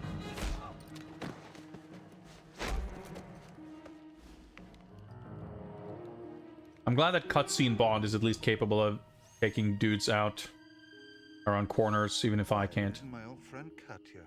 So much for dinner in London. Move. Come on, move.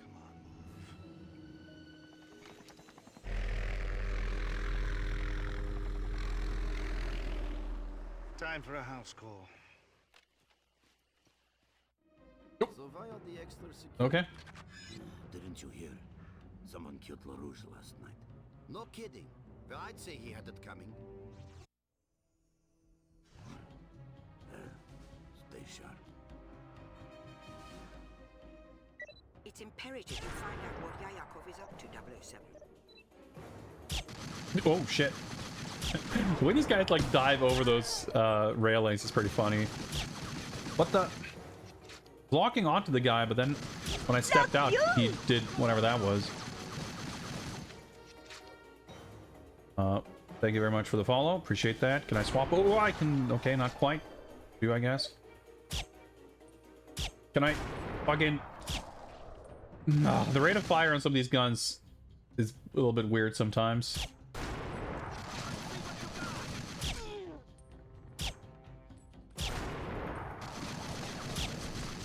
Is the aiming so weird?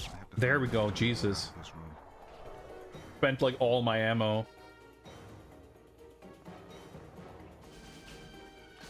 Supposed to snipe that guy. This is already not off to a great start here.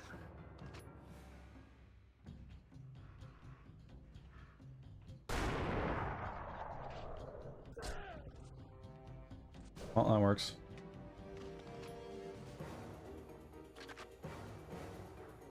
Shotgun, SIG ammo. Like, you really don't get much per enemy.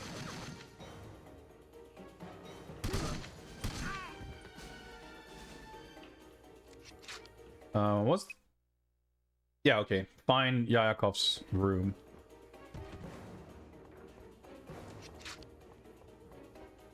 Here.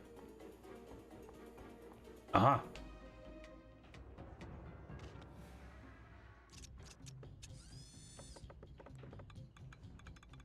If you look up, Bond, you may find a good spot to use the rappel. Okay, maybe.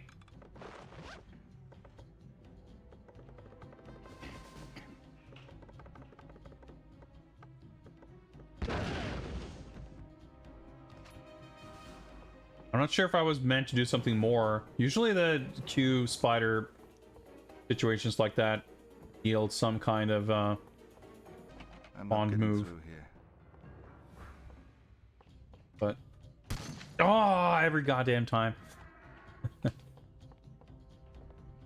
I'm not supposed to rappel up through this hole. Oh, okay. How about this hole in the ceiling? There we go.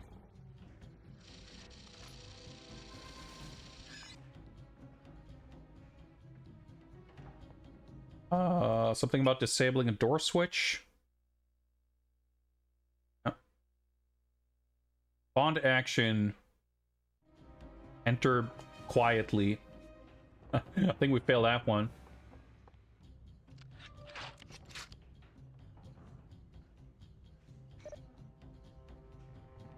Guy seems to be ready for us.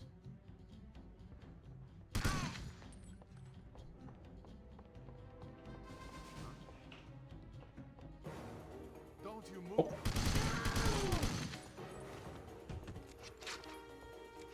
This where I went with the spy? I don't know. The geography of this place has me a little confused, I must admit.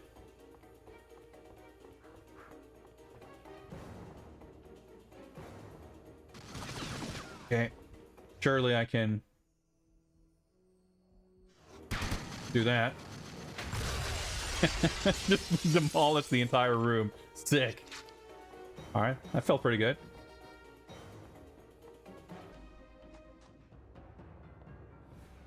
Sure where I'm headed or what I'm doing here exactly, but that looks conspicuous.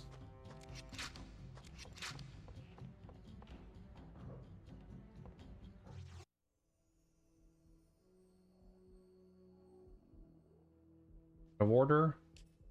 Can I? One down, one to go. Ah, okay. Oh boy. I think you can't shoot while diving. Alright, that took like 95% of my health because I was literally just running up to people as they were shooting me. Now my controller is pulsating. Armor. Battery. Oh, armor. Ah, my hands. That should do it. The security door is now open, 007. Proceed with caution. And I'll say... Oh, Jesus Christ. I, like, log on to people who are remotely close to me, please? That'd be nice. Oh, boy. I'm fucking dead.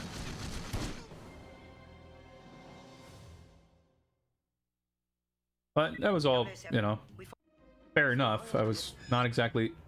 Did they hear me collecting that gun? What happened there exactly? Can I restart game? 007, we follow. So via the extra security. I guess I took one step while running. No kidding. Well, I'd say he had it coming.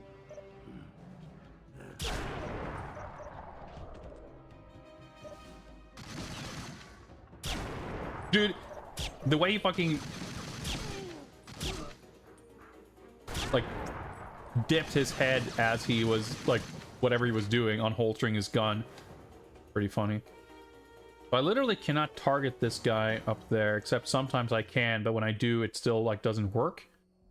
Bit fucked up. I have to unwall hog and then do this.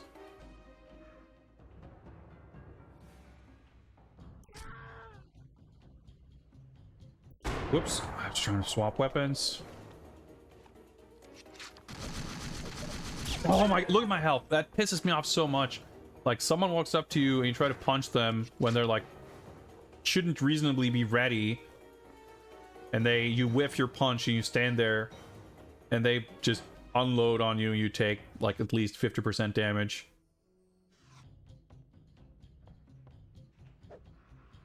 How do I fucking use the...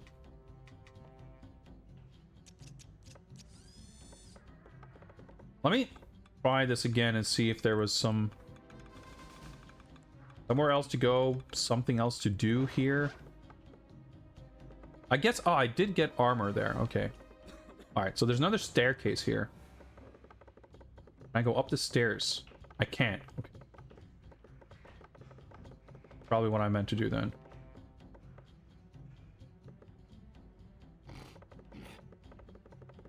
From what I remember in the manual, you're not like invisible with the spider or anything, so you do want to like sneak up on guys or avoid them.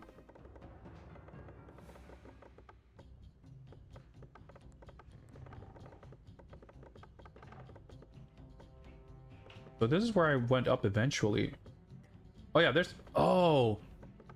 I guess I could have taken out this guy, the sniper, at the beginning, huh?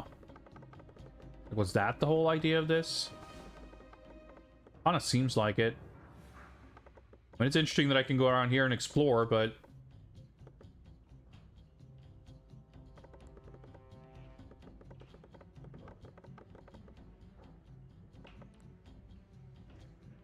Can't turn the camera, really. But it doesn't seem like the idea is that I just use this to, like, blow up one dude over there somewhere. I mean, I might as well, but... The thing about the sniper, though, is it feel like it would have been awkward to try to get in there before taking him out, but... Perhaps your repel gadget I don't know. get you out of this fix. There were dudes here, I guess.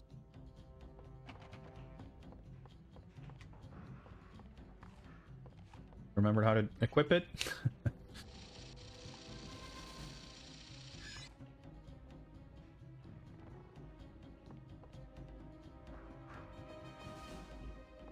Armor there.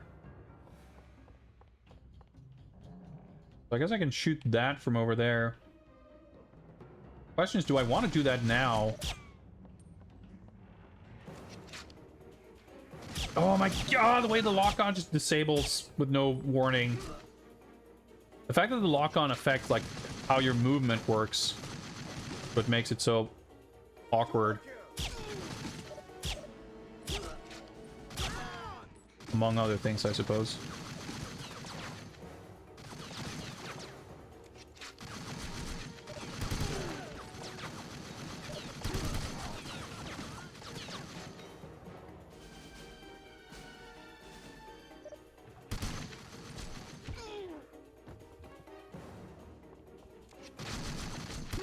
I have to draw the gun first, right? But I guess there won't be armor here, because this is where we were crawling around the spider, and if there had been, we would have come across it. Alright. Yeah, the map layout here is a little more... I guess open-ended isn't quite the right word for it, but... like, folding in on itself. I mean, I guess I can... I was gonna say I can set a spider in there.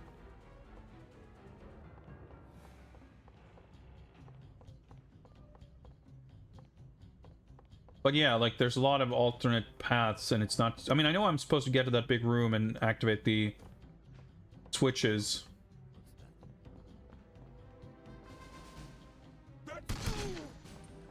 But a lot of different ways I can get there, and I'm not sure where to go from there. I'm not sure. And, like, enemies kind of pop up from all over the place. Let me equip a gun.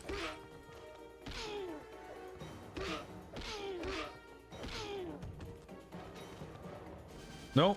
Why did he put the gun down? Take a lot of time to make achievements for this game, I guess. Depends on how, like, there's a lot of systems sort of kind of like that in place already, right? So you'd lean on that pretty heavily, I would imagine.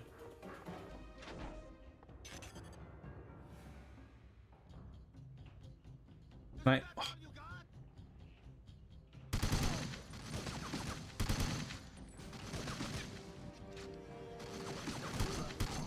Got him.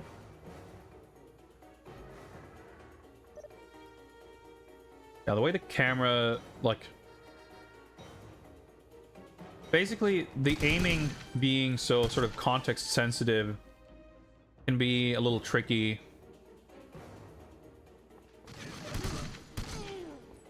Because you're kind of reliant on enemies cooperating to allow you to do, like, basically, the way your character moves, the way the camera moves, to an extent, is limited by factors outside of your control, because it's based on kind of whether the enemies are there. I didn't misremember there being armor, or at least.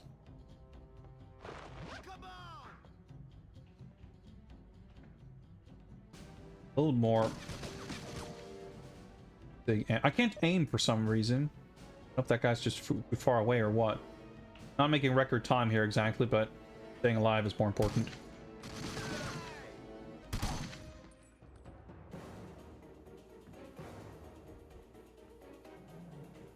So I can, as long as I hold the button, I can like stay locked on to this guy who's behind the pillar. All except when it just drops like that. But I can't begin locking onto him now because he's not visible. There we go. But now I can keep him locked in and, you know, it'll... can aim relative to him and wait for him to pop out to get him. Okay. Ooh, we got some snipers. What's up, Father Axe Keeper? Yeah, it's button-up season. I need t-shirts are too restrictive and too warm. I need to buy more of these shirts, to be honest. All right. We want it 3 rounds. Dude, I can't.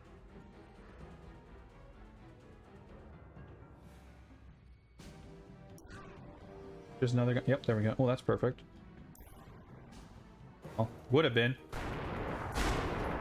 Did I fucking hit him? I think so.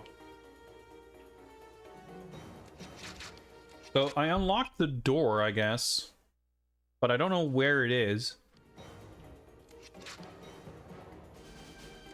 Oh, I guess it's this door, maybe?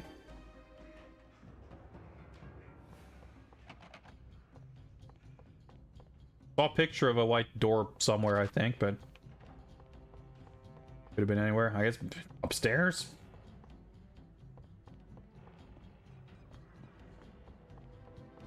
Enemies all over the place, I reckon.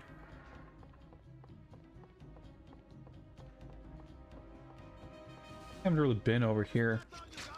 Yep. Can I wall take, please?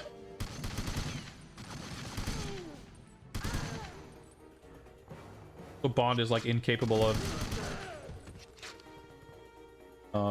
getting past waist high obstacles. So this is where I blew up the spider. I don't think necessarily helped. Clearly something behind here. Huh?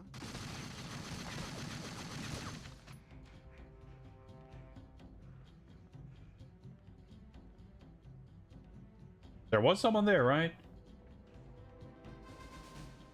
Yep, there we go.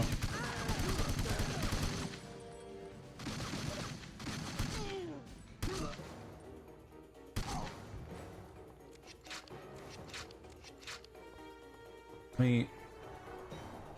first.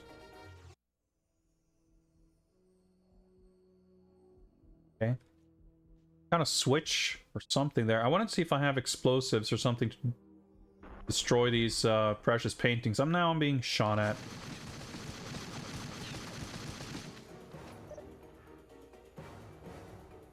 There.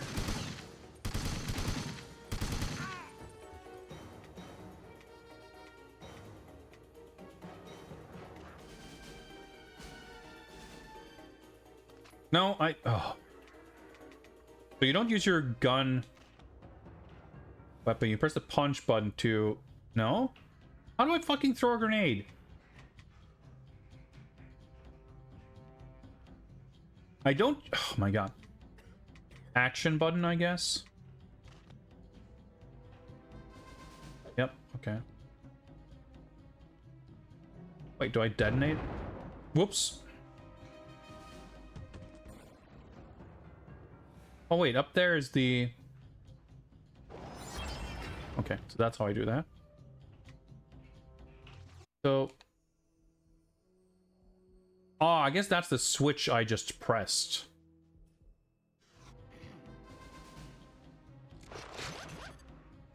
Alright, okay, that's pretty cool. I'll stash, I'm trying to reload. That's definitely a little spider tunnel, I would think.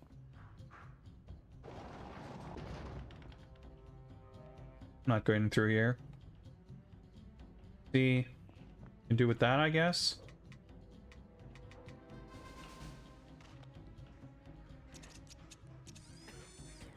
Was I supposed to do... I don't know. Am I doing this backwards is the question. Kind of feels like it, probably. Then again, I don't know how getting into that room would have helped me. Like with the spider, I mean.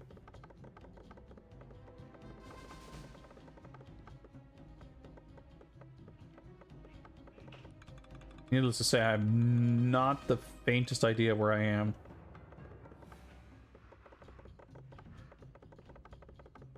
It's not... I mean, I kind of know... Wait, never mind. This is different. Been here. Okay, interesting. Supposed to blow up these computers or something later, maybe?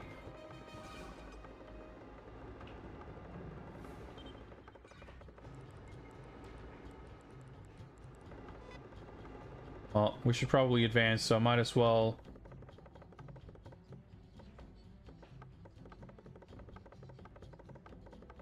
Oh. Like, I guess this is maybe where I'm going? Oh, let's blow up so we can move on. A James Bond game where you play as a mechanical spider. Pretty sick. Well, thankfully it's not a very big part of the game. Not the most... Not the most exciting in my mind. Also not what I'm exactly looking for in a Bond game. I guess this leads down there. I just see a red line. Like a... Yeah, so this is where I came out after crawling around fucking halfway across the mansion. Yeah. These guys just didn't exist 2 minutes ago. Can I...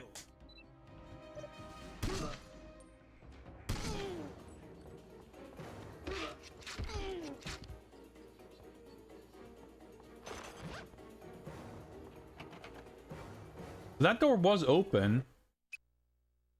Now it's become locked, I guess.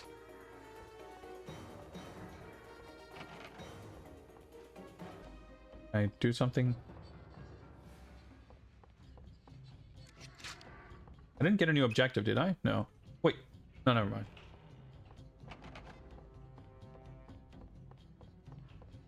So I can, like, run out of spiders and stuff, so there's not gonna be a thing where the game requires me to use it.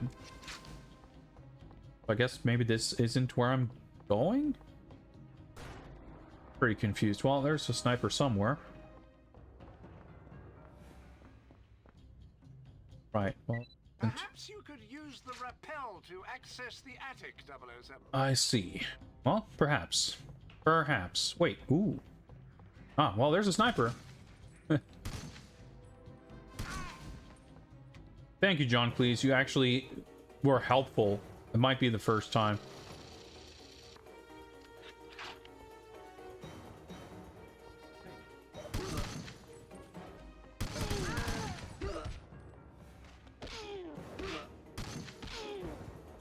The actual combat's really cool. But it's really the transition between, like, unarmed and gun combat that's... Every instance of it ends up being, like, a little annoying and cumbersome. Oh, so maybe I could have... So, yeah, this was, like, the long way around here.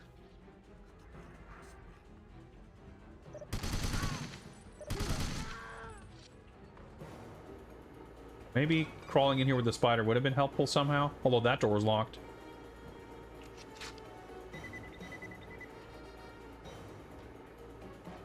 I see the guy there.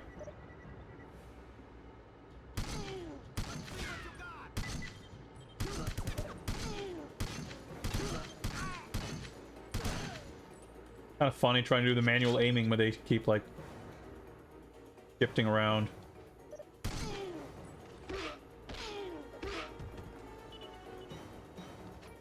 Cutscene or something in here, maybe? Hopefully. Well, we found Yakov's room. Oh, there we go. Well, mission over, maybe. Hopefully. Cutscene, at least.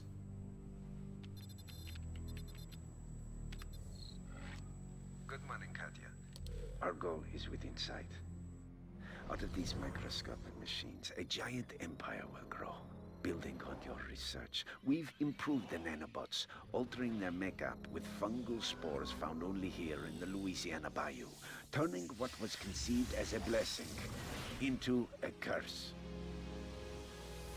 Anything they penetrate will be instantly destroyed from within.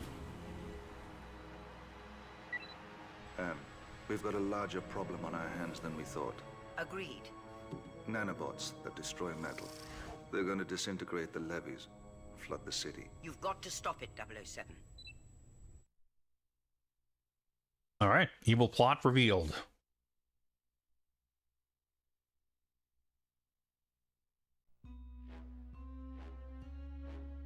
$200,000.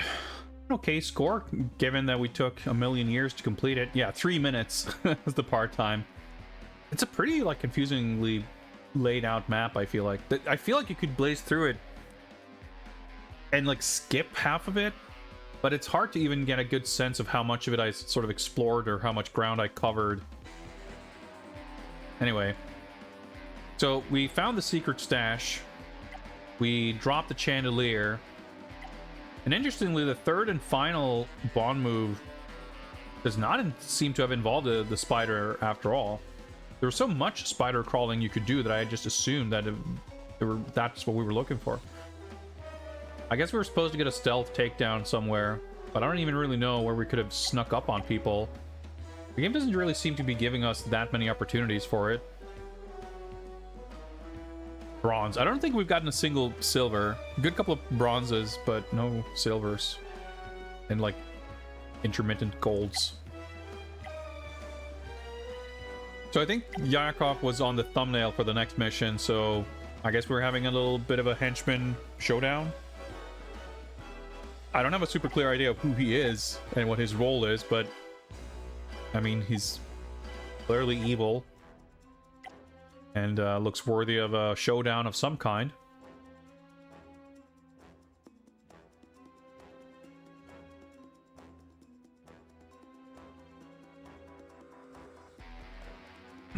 Oh, seeing the motorcycle on the next image and getting excited. Oh damn, gold was 300,000. I mean, not to say that we couldn't obviously have improved our score a lot, but like, what was the time? Is the time bonus always 50? I guess so, probably. Yeah, just time. I mean, time alone wouldn't have been enough, but time and much better shooting, I guess. Third Bond move would have helped, but yeah.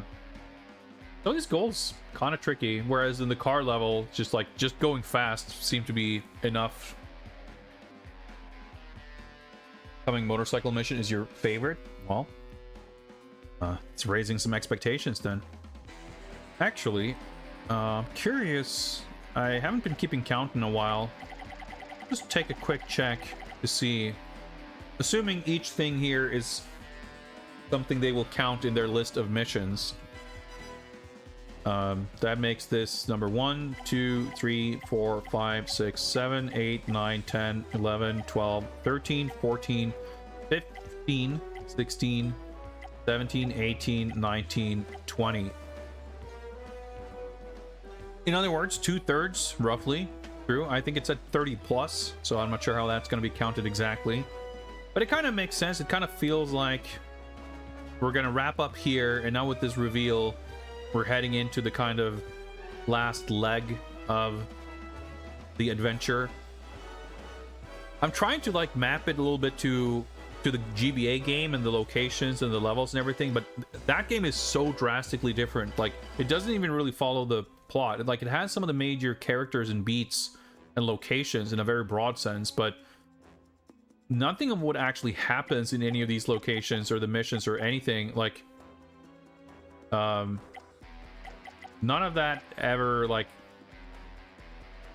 happens in the GBA game. I also just realized Underworld is a thing that shows up here. Is this a bonus mission? We have 0 points in it because we haven't played it. That's kind of weird that it just like shows up in the middle here.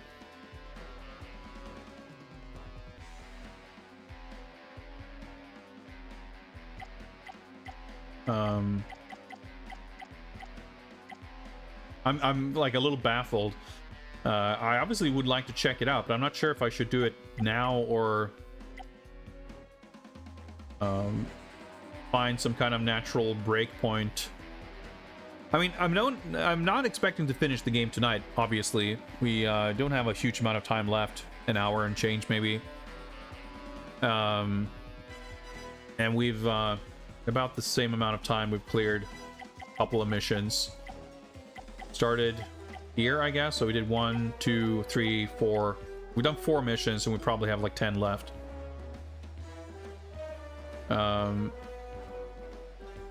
So maybe we'll keep playing, and we'll start the next stream with doing this mission, because I'm not sure if it's like it ended up in this spot in the select screen, so I don't know if it's like chronologically takes place here or what the deal is, or if this just is where we unlocked it.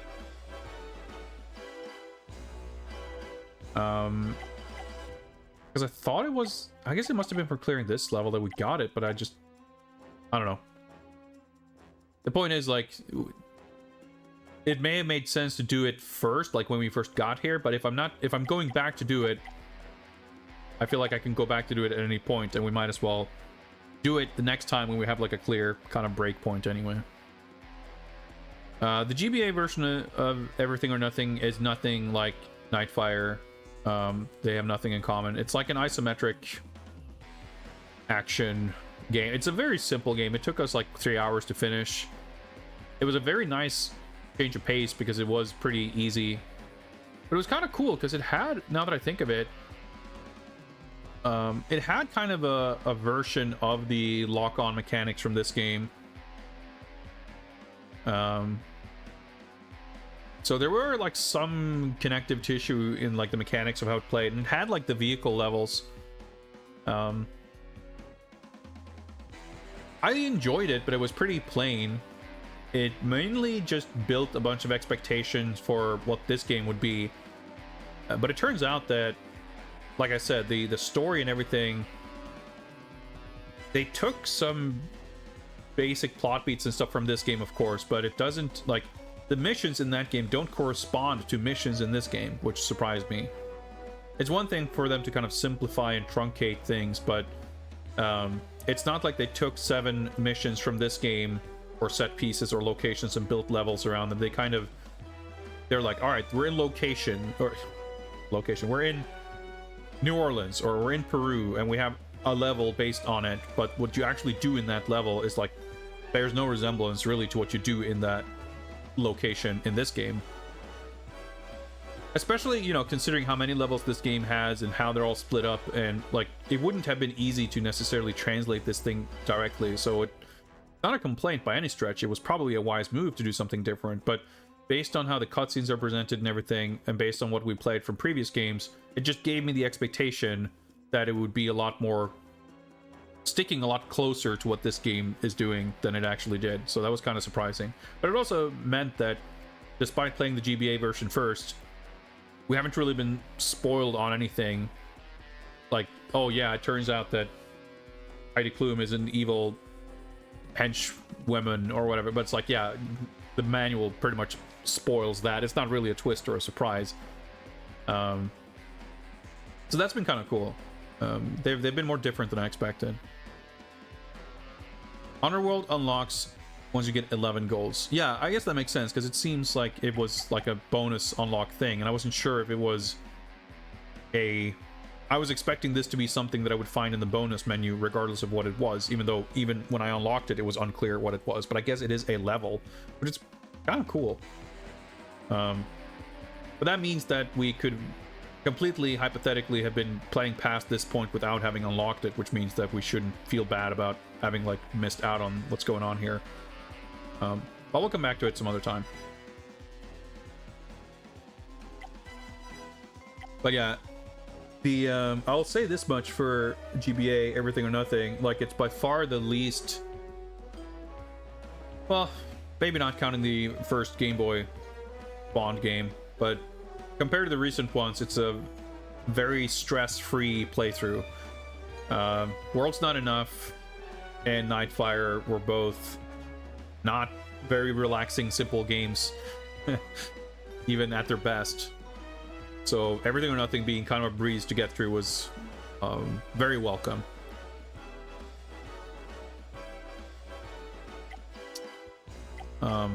All right, let's check out what I guess will be maybe some kind of showdown. The thumbnails aren't always like super indicative of what the mission actually is, though, so who knows.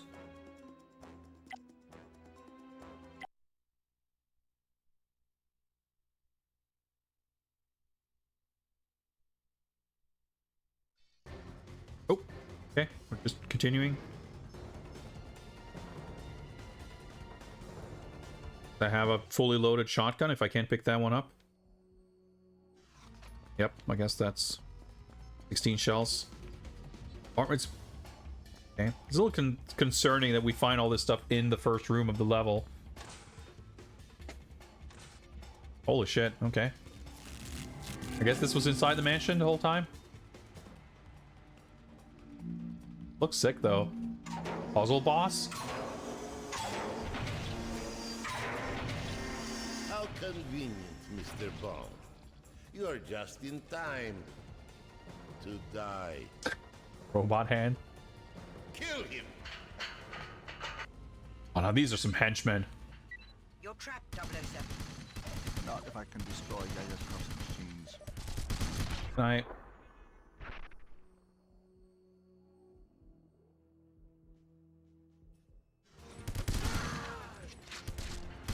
Let's see if I could like walk onto something I could interact with, but no such luck. Clearly I can't shoot him, right?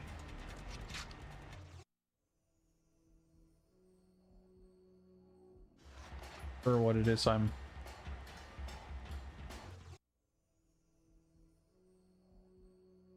Okay, that's a throwable item. Throwable item.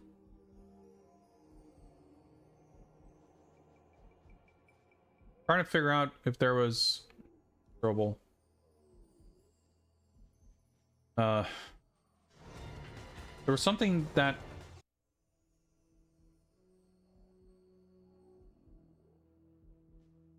it looked like it was in this machine, but it was probably like on behind it or on the other side. But there was something that gave a different prompt that said like disabled or something, implying that it was like a switch.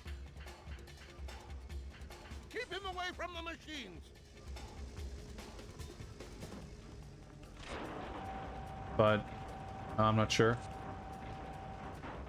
This should be a blast. Get out of there, 007. Oh. Hypercyclic suspension unit losing hull integrity. That's probably a good thing, I guess.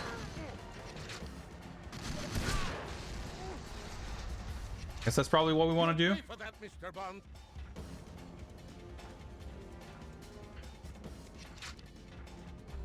Guess I can go back to the starting room for more armor, maybe.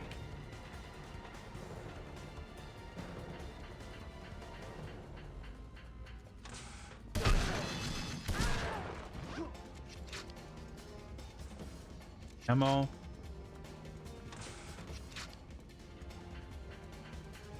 This lead? Oh. You spider tunnel. Find him! How could you lose him so easily? I don't really need that. Destructible. Is that a rocket launcher? Yep, sure is. Where I used that? Is he rocket proof or do I just blow him up now?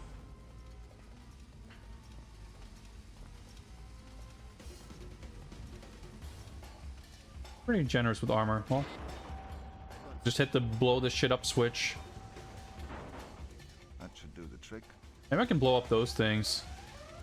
Presumably the... Quanti-static activation pod has created Get some points. exponential electrical cascade anomaly. Lock on, will you please, Mr. Bond? The nanobots! Stop Bond now! Oh my god. Ouch.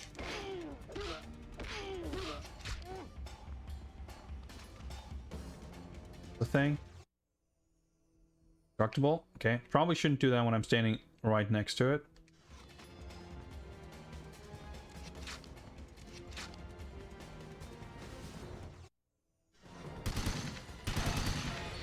Probably doesn't do much, but it doesn't hurt, I guess. If I skipped some armor somewhere, I can remember where at this point. Here, maybe? Oh, thank God. I'm a little bit lost. Okay, is that where I got down here? Yeah, I probably would have gotten a bond moment if I blew the steam valve when there were actually guys there. I get a... Okay, so defeat Yakov and destroy 4 of the things, I guess. That was the second, right?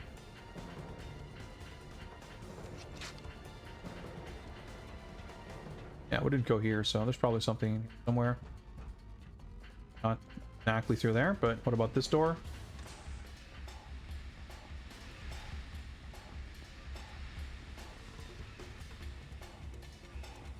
I see. I'm it. Come out now, spy, and I may yet be merciful. Yeah, sure. I believe that.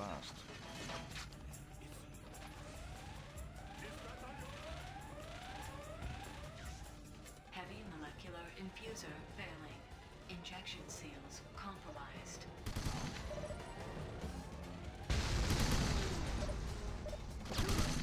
Got a few dudes here.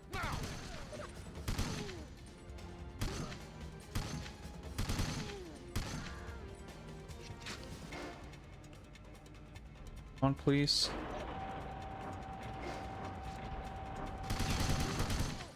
It's a little annoying with the mission objectives that it tells me that I'm supposed to destroy 4 things, but it doesn't give me like a count.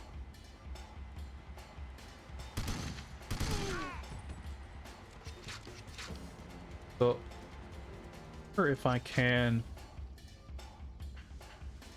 shoot a rocket at these things. So it's like, I guess these 4 structures. So is this one the one we haven't been inside? Maybe I'm supposed to... Maybe I have to use the spider to get in there.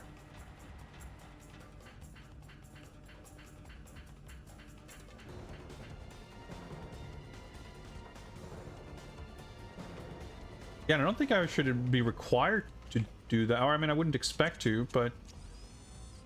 We'll see what's up here. Get something for it. Oh, you get like caught on corner. Oh my god. Shit, I was not ready for that. What's up, Neo Freeman? What happened to the spider now? Okay, it's still...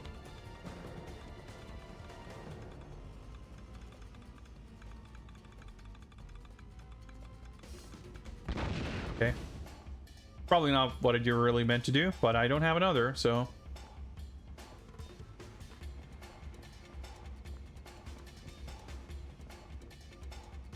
Some other way of getting inside that structure? I don't think I've been in there. Like, I think that's the one I haven't been to.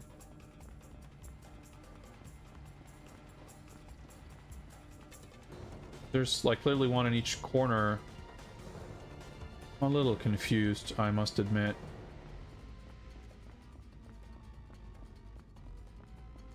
But we're not getting like bombarded with a million enemies, which is kind of nice.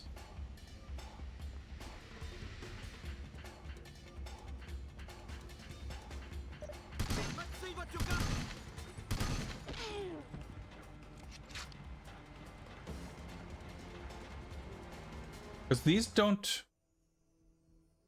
Yeah, it's just highlighting the throwable item behind.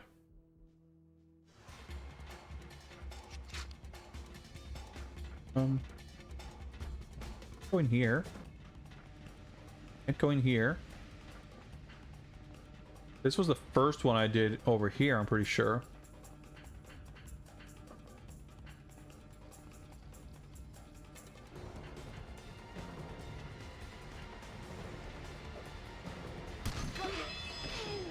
Tried to throw the thing at him, but that didn't work, I guess. And we're power mode. Yeah, I'm definitely at a bit of a loss.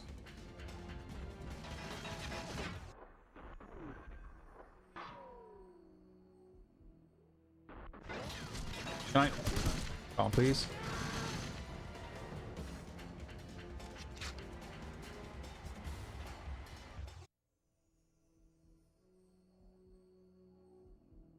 We do have... Okay, we have 4 rockets.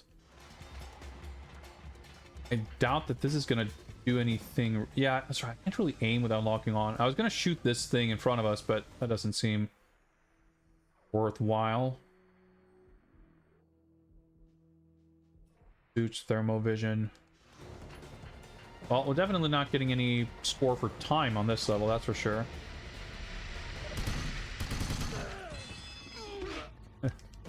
Maybe for killing dudes.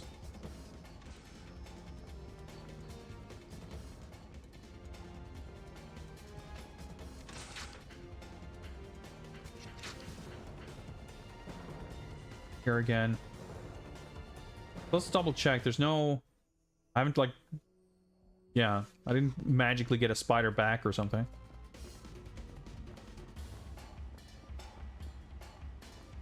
Repelling or... climbing over this or anything.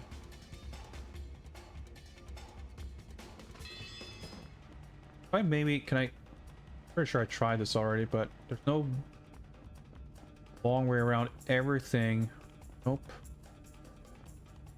What if I go back here around?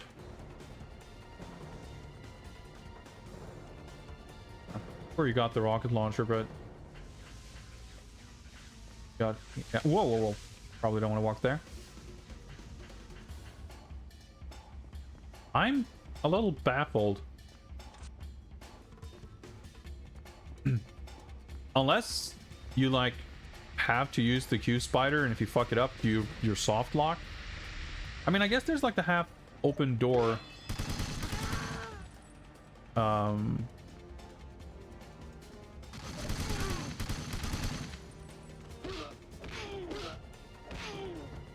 Guess we can take a look at that. I guess it's possible that there's some interaction there that I missed. Like lock on to him. No. It seems like the most straightforward. It's like the closest door.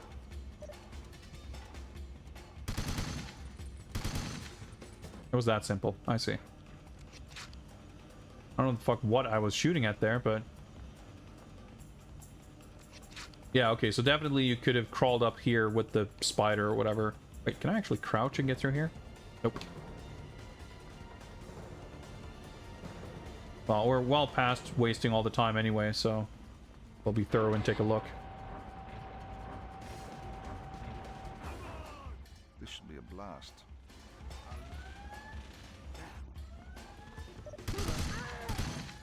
Vulcan pressure inducer overheating. Catastrophic reaction imminent. He's destroying the entire plant. Kill Bond now. Alright, destroy the 4 things. Destroy the core, whatever. These things, I guess.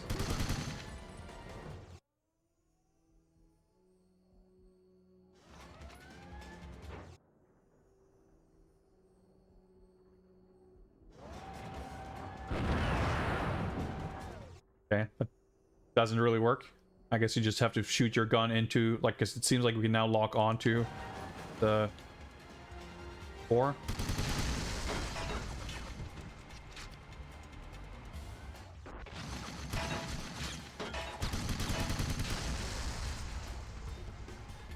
Goodbye, Yayakov. I see. Well, that takes care of that.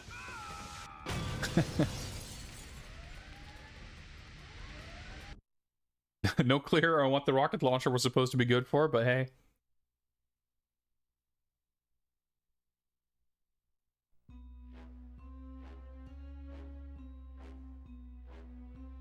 Spider clearly could have made its way through there, and maybe... I guess if you detonate the spider, it would just blow the whole thing up. Oh yeah, there's the gas vent thing, and here's discovering the rocket launcher. 3 minutes, yeah, and we're fucking around a lot. That seems like it would be kind of fun to redo. 186. I don't think we got bronze. We actually did, surprisingly.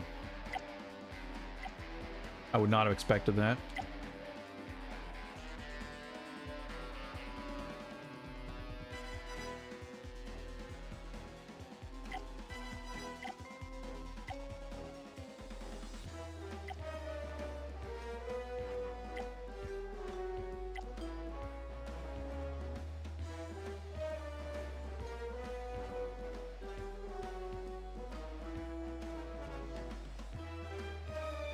Alright, save completed. Okay. So, we have a motorcycle level, and then we've got John Cleese, which means that's probably another briefing before the final, like, chapter, basically, of the game. I guess I'm trying to think again. In the GBA version, you go to Peru, and then you go through some, like, ancient pyramid that's connected to the underground lab, and that's where, like, most of the last part of the game takes place. Except the very final level, which is, like, a short little vehicle-based boss fight that's in Moscow. But yeah, that looks like the MI6 building in the background, too, so that makes sense. But that means that this is, like, the last level of this part. Which means that that will be a nice clean break, probably. Let's go for it.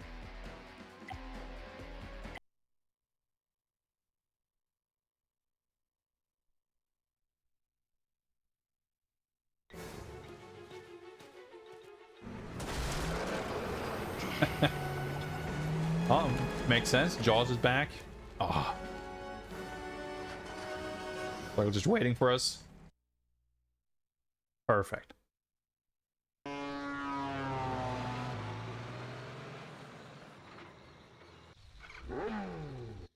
If that truck is allowed to enter the city, there's no telling how many innocent people will die. You're our only hope, James. All right. Rolls. We're kind of open driving map here. It's actually pretty sick.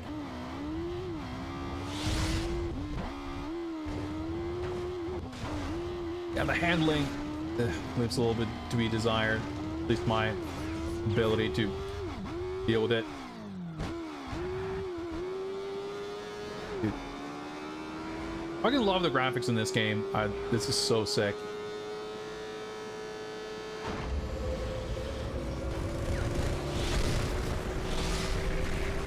Oh, that's the power slide.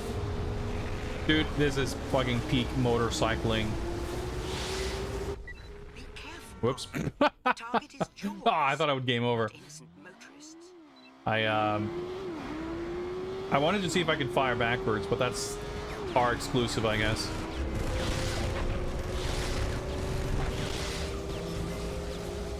Ah, okay. Little flamethrower. I got a shotgun. Oh, I don't know if I can fire that backwards. Oh, I can respawn behind them, I guess. That works. Oh, I wanted to jump up there, but we're probably redoing this mission.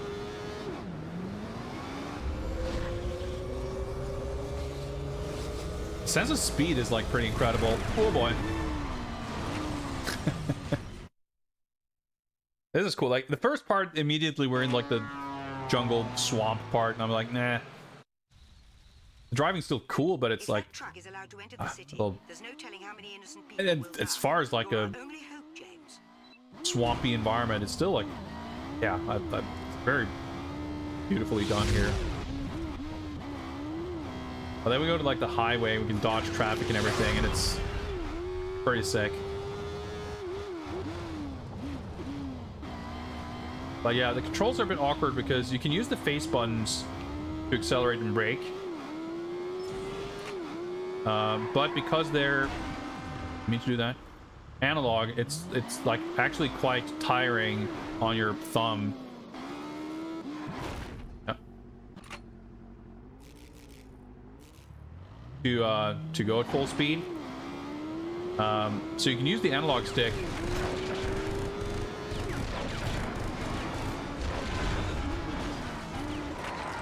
But that means you kind of lose access to the circle button, which is the handbrake. I guess I don't know if I need per se.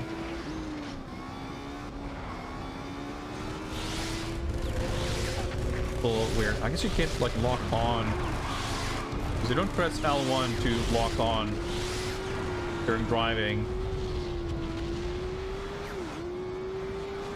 I don't really feel like I have a strong sense of what I can do.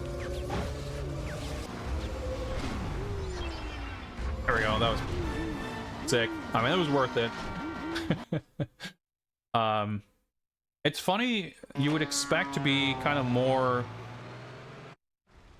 agile in terms of aiming your weapons on a motorcycle than in your, you know, from the cabin of a car. But none of the weapons I have appear to have any kind of locking on capability.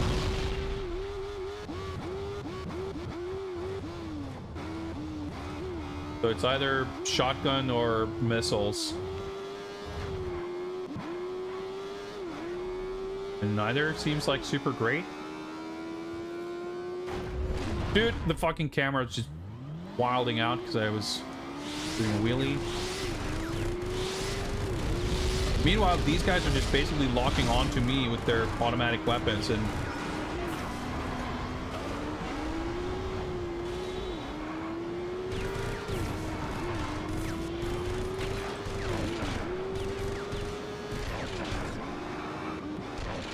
I just have to shoot him like 5 times with a shotgun, I guess. Like, a shotgun seems useless. Basically. Okay, I guess I can shoot backwards with it. Dude, I just completely jumped over. Okay, thank you, invisible walls. Okay, driving against traffic is pretty cool.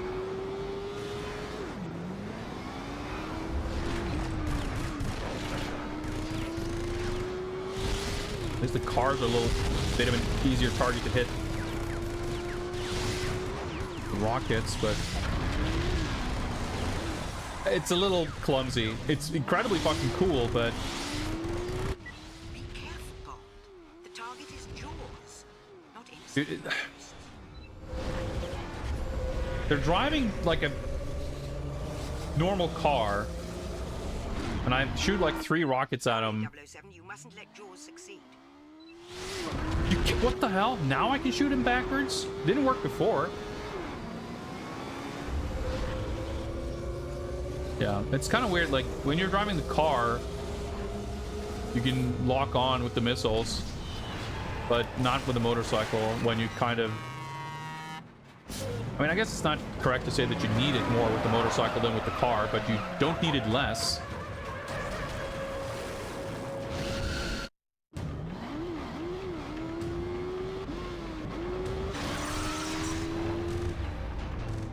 Alright, I'm dying here, but pretty fucking sick.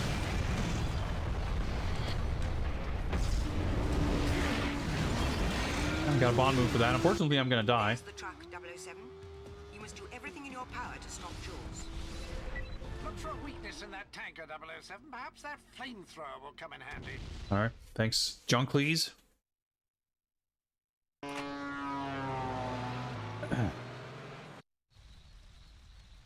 Yeah, I'm not sure what the logistics would be exactly of a motorcycle seatbelt. Only hope, James. Not saying it's a bad idea or that, like, riding motorcycles isn't a bad idea to begin with for safety reasons. But, I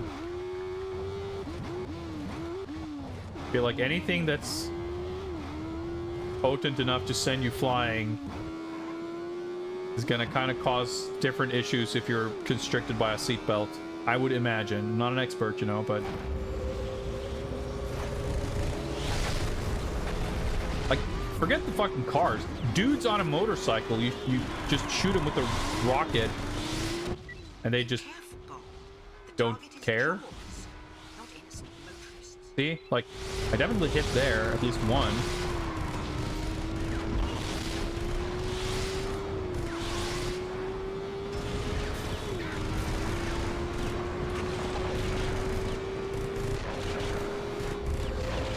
On. You just have to, like, alright, sure, I'll just get hit.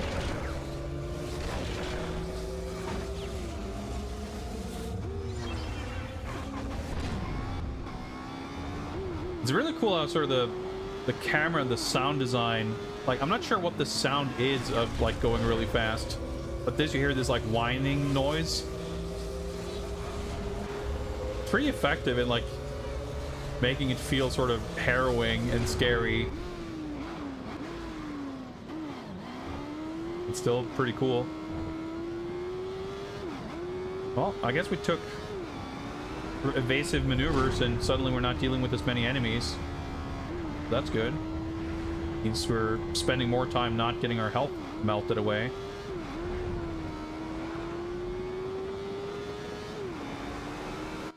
Hurry, 007, you mustn't let Jaws succeed. Yeah, I'm aware. I'm aware.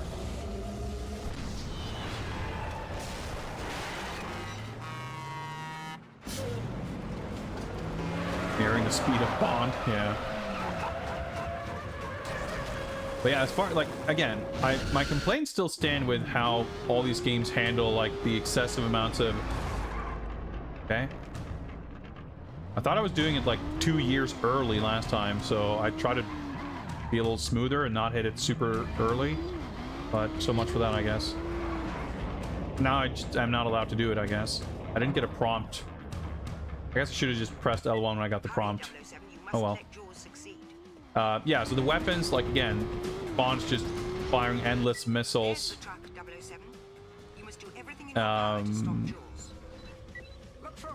Both him and his adversaries have, like, absurd amounts of health.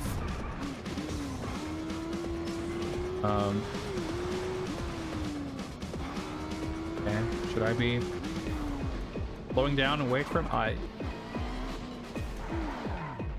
But in terms of the general setup and, like, what's going on and everything, definitely both one of the coolest, or maybe hands down the coolest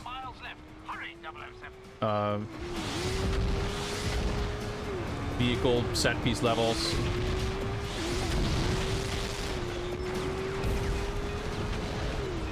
But also the one you can actually imagine, like, you know, take a few of these missiles and shit out. You can kind of imagine this actually being in a movie.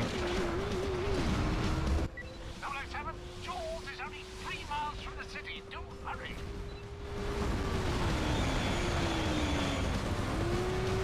Okay, is this, like, actually... It seemed like that was draining the health a lot at the beginning.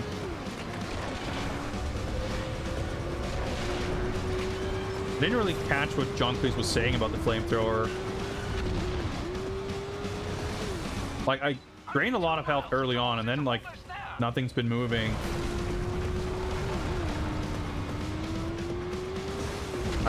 Yeah, a little confused. Really don't know what I've... Oh, okay, I have to... Now I get it.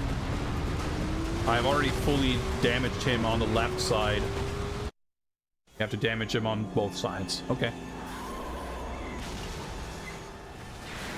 Alright, I imagine that's not the last we've seen of Jaws, though. I have a sinking feeling that won't be the last I'll see of him. That's what I said.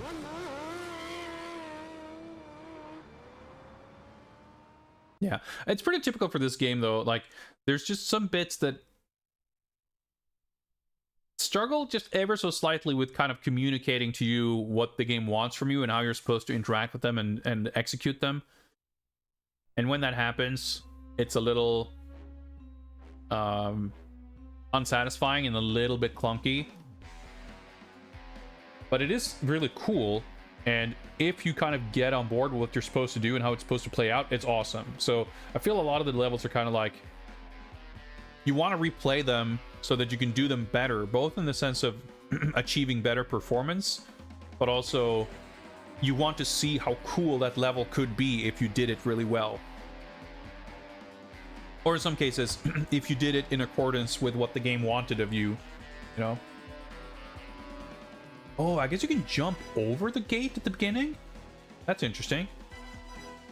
I don't know how that would work. That's probably easy enough if you know. I guess you take a left when I would take a right. Blow up this little shack. Jump over there. Power slide. That pisses me off that we didn't get this one, but at least we got to see it. And that was really cool. Rip to the 100 civilians that died that day. I don't know. We just blew. I mean, cars in this world are incredibly resilient to rockets. So I only hit like 2 or 3 cars with maybe 1 or 2 rockets each. Given that guys on motorcycles seem to take like 4 shotgun blasts or 2 or 3 rockets, surely a standard sedan would be just fine. Yeah, we got 8 kills. Weapon efficiency, not terrific. Probably comes down to like the flame stuff as well. I don't know. Good time score. Despite us kind of fucking around for a little bit, but there's only so much wiggle room with the time for this level, I suppose. Driving in front of Bond? Yeah, they should know better.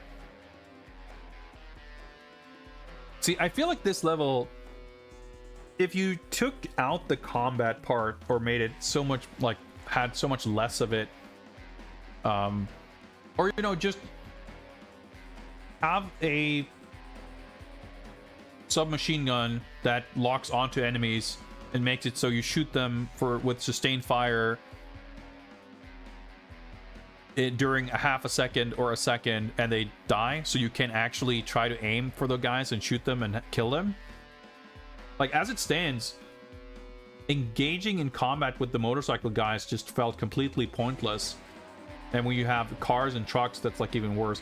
I mean, I suppose maybe the idea is that you're supposed to drive against traffic so you don't have to deal with the enemies. But it's weird that there are enemies and you are poorly, like, despite having a fucking tricked out 2-branch Bond motorcycle with gadgets and weapons, you are still not well equipped enough to deal with thugs with a gun on a motorcycle. That just doesn't add up to me. That doesn't feel good.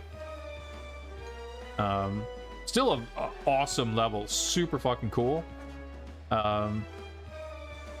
It's just like, man, I feel like if you can learn to get good at this level and understand what to do and maybe figure out routes where you don't really have to deal with the enemies or they're not much of a factor.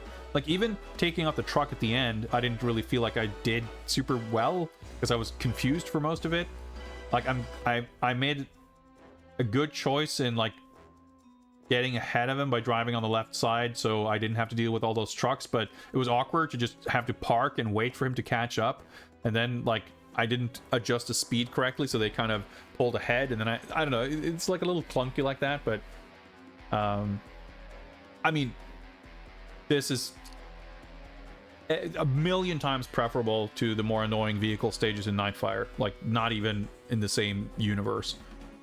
So I'm kind of like nitpicking, but also there are so many things that feel so right and are so good that the parts that don't add up or don't quite work stand out a bit more. But crucially, none of the things I'm complaining about is really adding up to something that feels frustrating to deal with. We've had plenty of stages that we had to redo them a couple of times, although admittedly mostly in the beginning.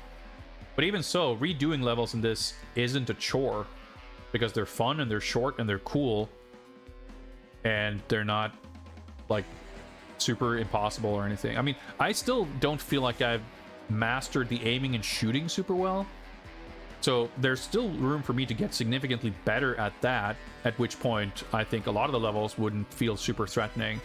And I would imagine that going up to the highest difficulty level, assuming it's really enemies that change the most, I don't know if it's gonna like remove armor pickups or something, but if that's really most of what it does, like, I don't think beating this on 00 Agent is necessarily like a super like insane task either. Like, the difficulty overall I think is pretty well balanced. Oh, we got a bronze. Your coin grenades now carry an EMP pulse option, 007. Use this function to disable any electronic devices within the blast radius. Remember that this mode won't harm people, only machines. Okay, that's good. The gadgets can be a little bit of a, like, there's a little bit of gadget overload with all these things, but luckily it's still not as convoluted and annoying to sort of cycle through your inventory as in many other games. And using the gadgets themselves, like, there's not a lot of situations where you're like, you feel like you should be using a gadget, but it's too much effort, so you don't bother. Like, it's a little bit like that because I don't really use the gadgets, but I also feel like I get by completely fine without them for the most part.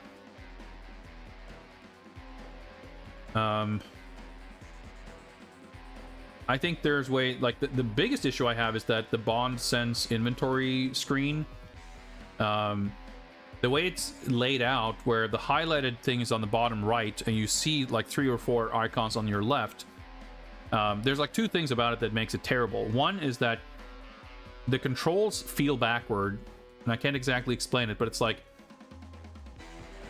I press left and I expect like the cursor to move left, but instead the every item moves to the left, I think, or it's the other way around. Regardless of what it is, it confuses me every time and it feels unintuitive.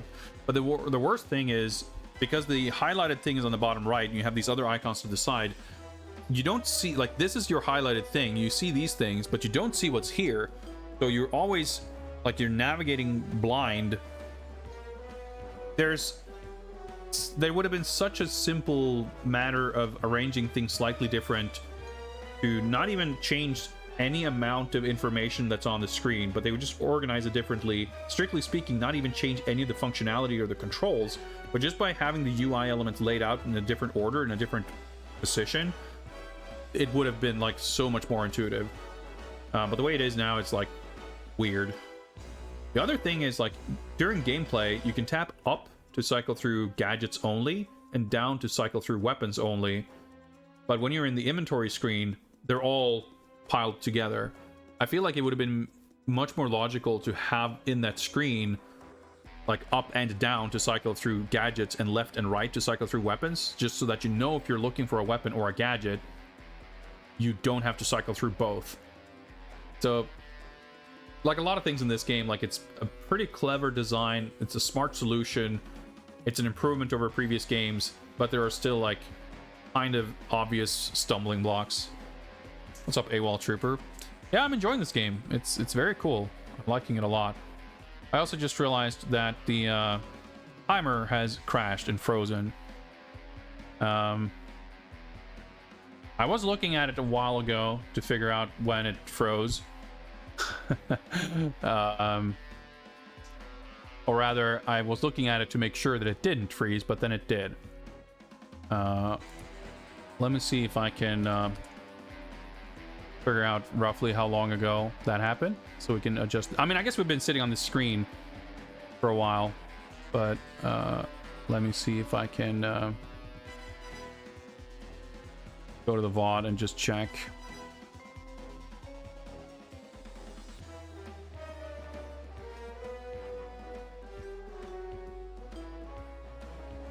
So I think it happened. Looks like it happened right at the end. Yeah, it happened during watching the mission completion stats screen. So I think we can let me do this.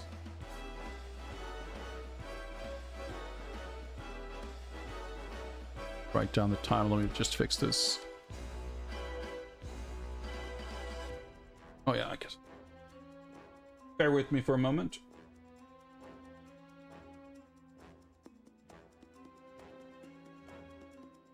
Shut down live split. It's fucked up. Like, there's something with like USB devices that make live split mess up, because it's like, didn't technically crash, but it just didn't like respawn. And this happens with some degree of frequency. It's very annoying. So we'll just We'll just do that. We'll resume the timer from there. Technically means we missed a couple of minutes, but also technically minutes of us looking at the menu. So that evens out. Game screen. My end here. And let's... Oh, that's the wrong input. Do my one. There we go. All right, let's go talk to John Cleese. These scenes are sick. This is the third briefing mission. That is so awesome. MI6 headquarters, Scotland. Ah, Bond. Q has been analyzing the sample you recovered. The nanotechnology is the work of Dr. Nadanova, but upgraded. Upgraded? The nanobots were originally designed to fix nuclear reactors by infiltrating their radioactive circuit boards and repairing their control systems. But Yayakov added an acid cartridge and a swarming program. So instead of repairing the circuits, they destroy them. In fact, they'll disintegrate anything made of metal. Like a dam? Or a bridge? Or a building? Or a city? So what keeps the nanobots from destroying each other? The platinum? Precisely. They're programmed to ignore what they're made of. Thank you, Q. Why do I think New Orleans was just a test? We must find out where Diavolo is going to strike next. Serena Saint-Germain mentioned a platinum deposit in Peru. I'll start with her. The geologist you rescued. Check in with Q first. A platinum idea. It's time to test Mr. Diavolo's metal. Oh, he looked sufficiently proud of that terrible pun. That's a Pierce Brosnan we know and love. Time to upgrade your grenades. More change, Q? We've added an EMP option that will disable electronic equipment near the blast. Proper Q-Lab background gags. That's pretty strong. A stunning development.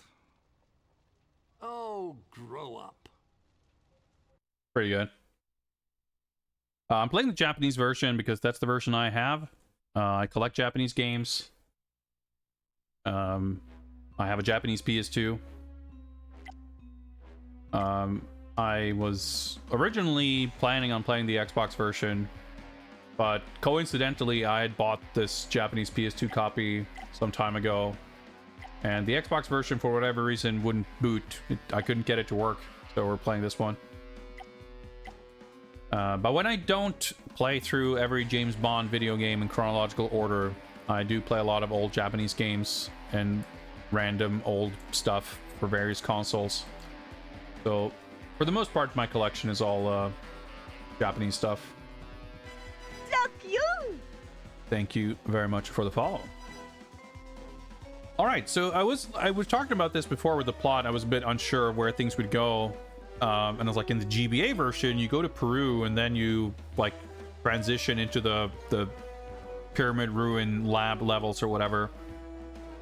But because we had that whole Peru section earlier on in this game, I had assumed that like, well, okay, I guess we're done with that. But no, I guess we're going back to Peru for this.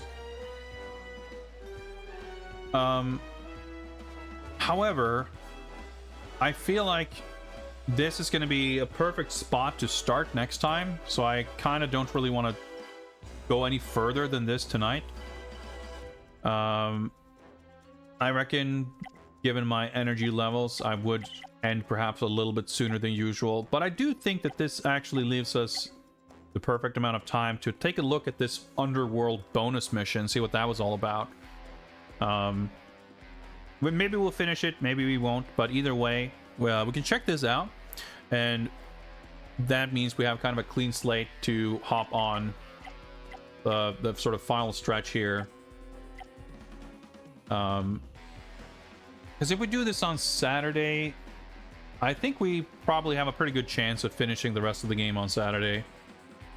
Because we've done now, let's see, 1, 2, 3, 4, 5, 6. I guess we shouldn't count this. Actually, that's 7, 8, 9, 10, 11, 12, 13, 14, 15, 16, 17, 18, 19, 20, 1, 2. So if we count this, the way I reckon they probably did when they said the game had more than 30 missions. We have 22 down, 8-ish to go, maybe.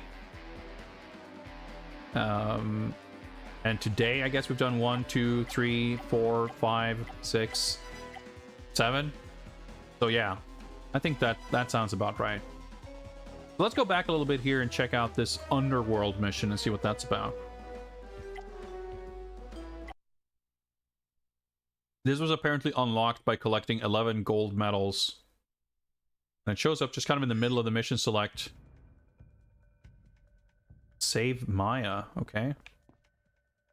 Stop right there. Can I lock on? That's pretty fucking sick. I like shot the gun out of his hand. Then I guess he had another gun. I have no idea what's going on with this skeleton key. Is this like it's some kind of alternate universe mission here?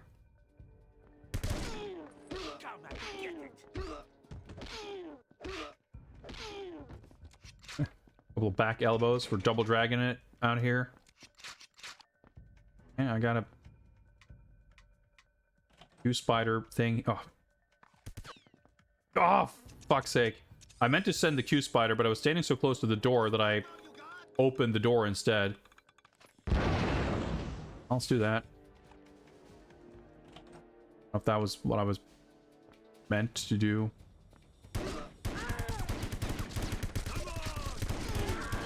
Oh my god, reloading in the middle. So, swapping between targets mid-combat can be kind of weird.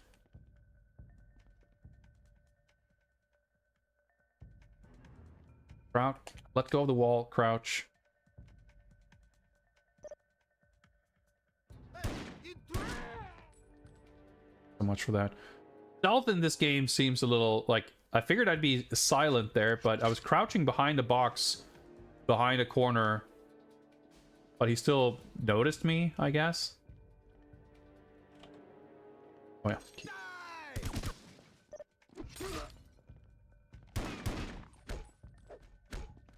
Oh, okay. Look at my health. I'm not sure if it's because this is supposed to be some kind of wine cellar or something, but or if it's because it's a bonus mission. The environment seems a lot less interesting. Oh, that's pretty cool. I wanted to see if I could see what was there before I exploded it, but because I figured we're failing now anyway. Like an unfinished level. That's interesting. Dude, fucking lock on, please. The lock-on system and aiming, the design of it, I think, is great. It's pretty brilliant. But it's unfortunate that a lot of the time it just doesn't quite function properly. Got you.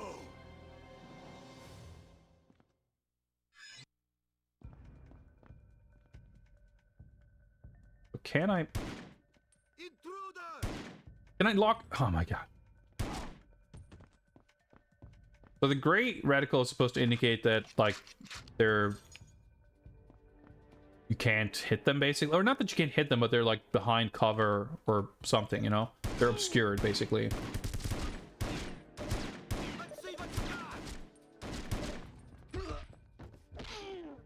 But if they're, like, actually... You can tell that they're... You can see them right there.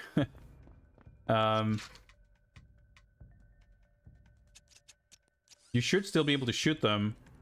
And, like, I could shoot, but I don't know. What's that? Just hit the wall instead? Oh, okay, wait. Oh, that's right here. I was gonna say, it looks like that blew up a wall. I didn't notice that before. Can I... Oh my god. I feel every 2 seconds I say the same thing. It's like, can I please lock on? The lock on please work?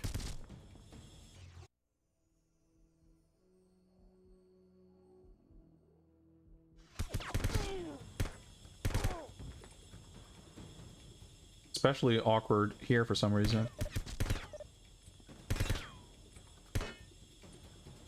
Taking the long way around? I feel like he might.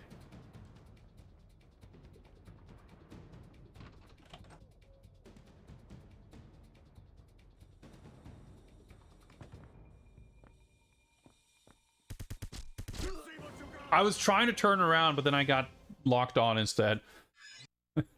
Lockout doesn't work except when you don't want it to. Perfect.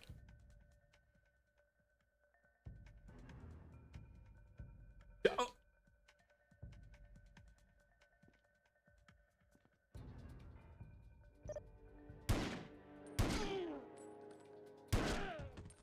Yeah, it's funny, like, this is like a lot of frustration of weird things happening, but doesn't seem like it has anything to do with this level. It just, combat mechanics just like function poorly here. 4 users have tried your James Bond the Dual Master System achievements. Let's see what you got. At least 4 people with good taste. Only 1 user has beaten it, as in completed the game, or beaten your, like, completed all the achievements. I mean, hey, 4 people, that's not nothing as far as a relatively obscure Master System game goes, I would imagine.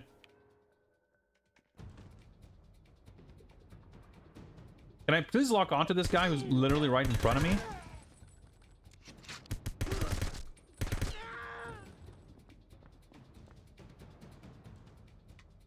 That was a pretty challenging game, but I really enjoyed the challenge. I thought it was a very fun game. The nicely balanced difficulty level of seeming pretty straightforward and trivial until you have to complete the final level.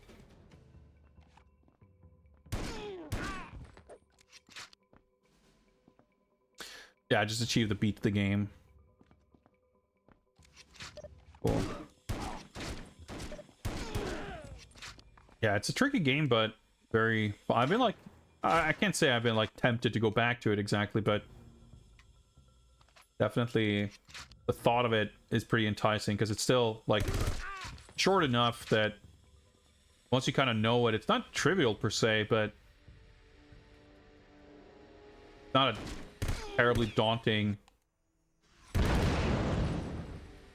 project to go back to, you know.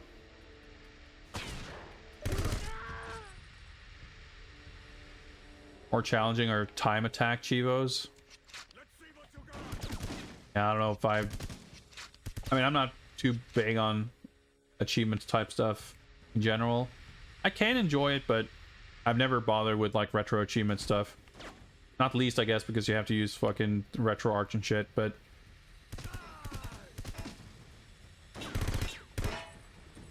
what am I locking onto?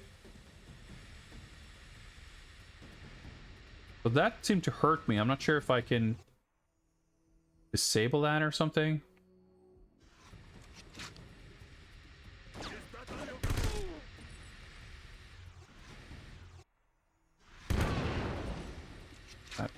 Damn, but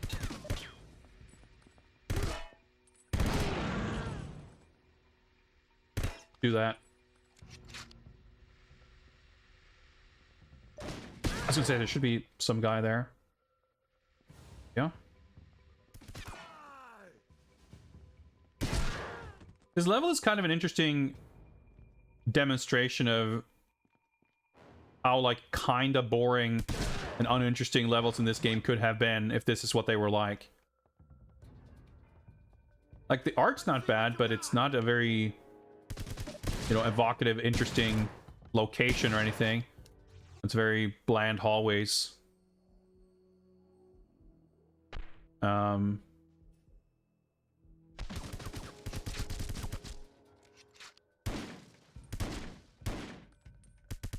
it's like very kind of flat, no real set pieces or anything.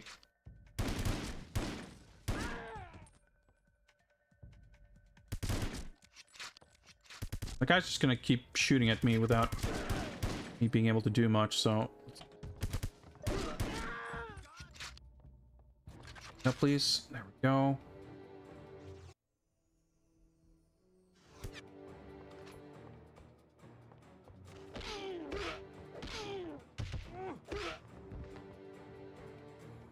Oh.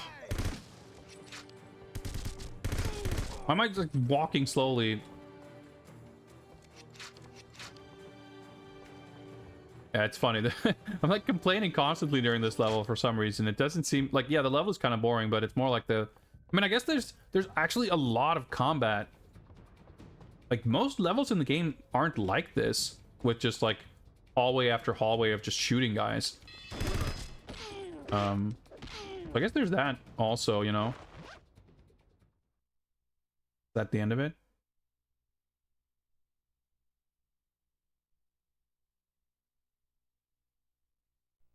Yeah.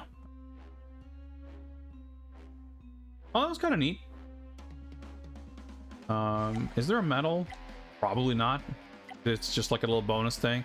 It's a little strange that there's no context for it. It's funny too that there's an objective of like, oh, rescue Maya.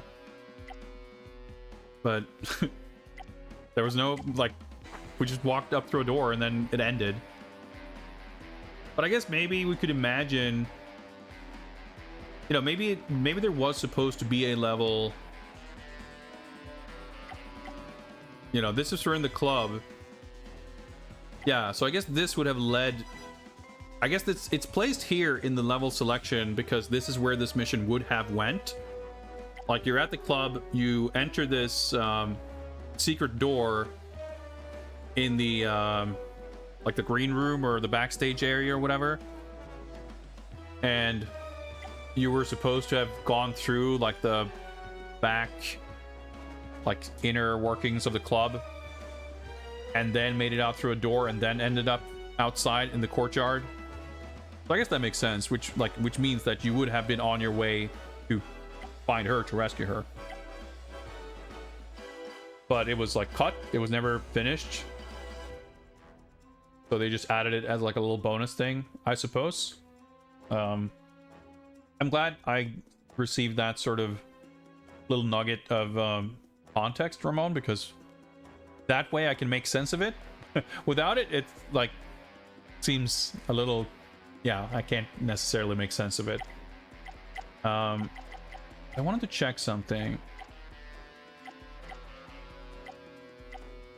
Yeah, so it says it shows up here in the bonus things, but it's like, okay.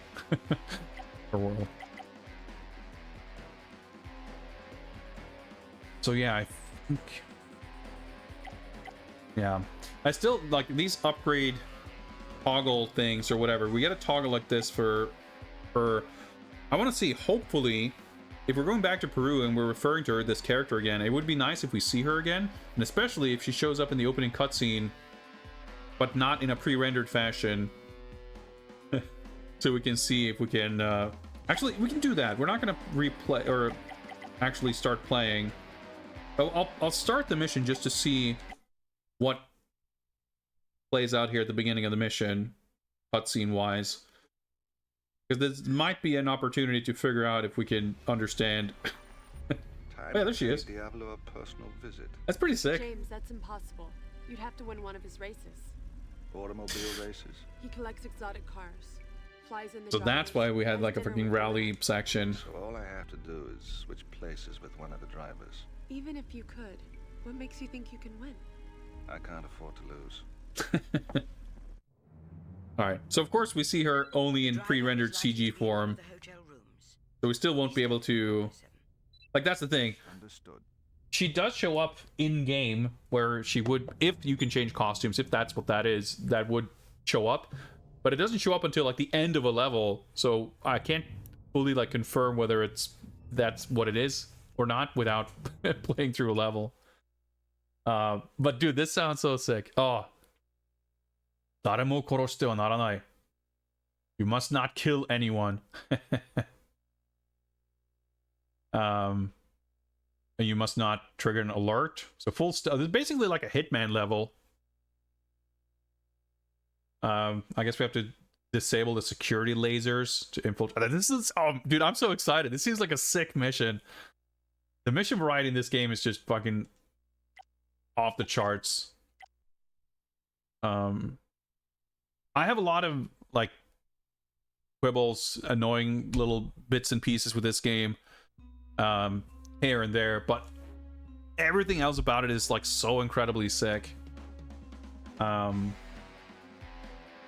I'm like just so enamored with this game that all of these little annoyances just like don't matter.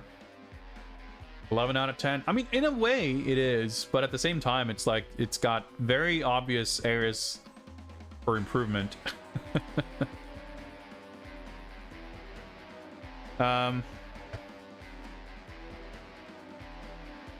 But yeah, I think we will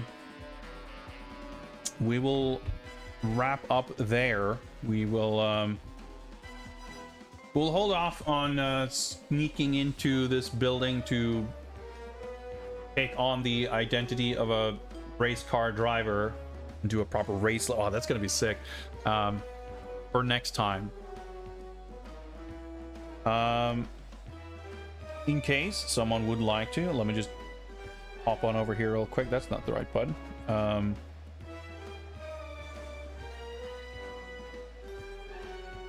We are close to achieving another daily objective today, if that is something that someone would want to take the opportunity to do.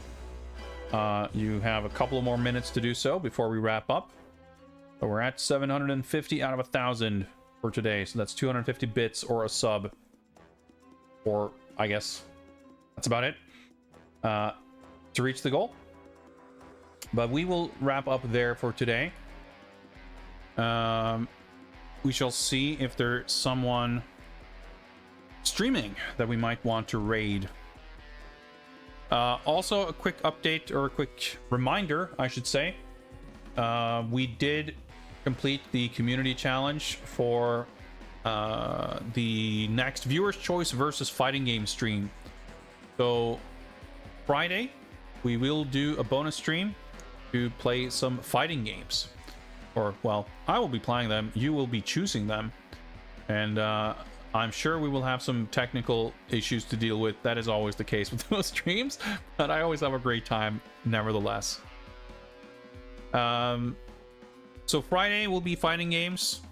Saturday, I have some new toys that I was thinking maybe we'll do an unboxing of, but I'm still waiting for a few shipments to arrive. So the things that I have on hand now, I might just hold on to until the other stuff arrives, which most likely will not be by Saturday. So I think Saturday we will probably focus on finishing Everything or Nothing, which I am now very excited for.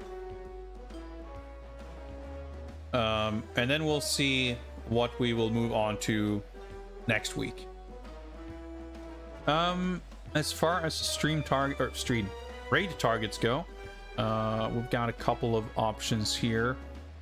Quite a few people streaming, some of the usual suspects. Let's see what we've got. Is there someone who is not a usual suspect?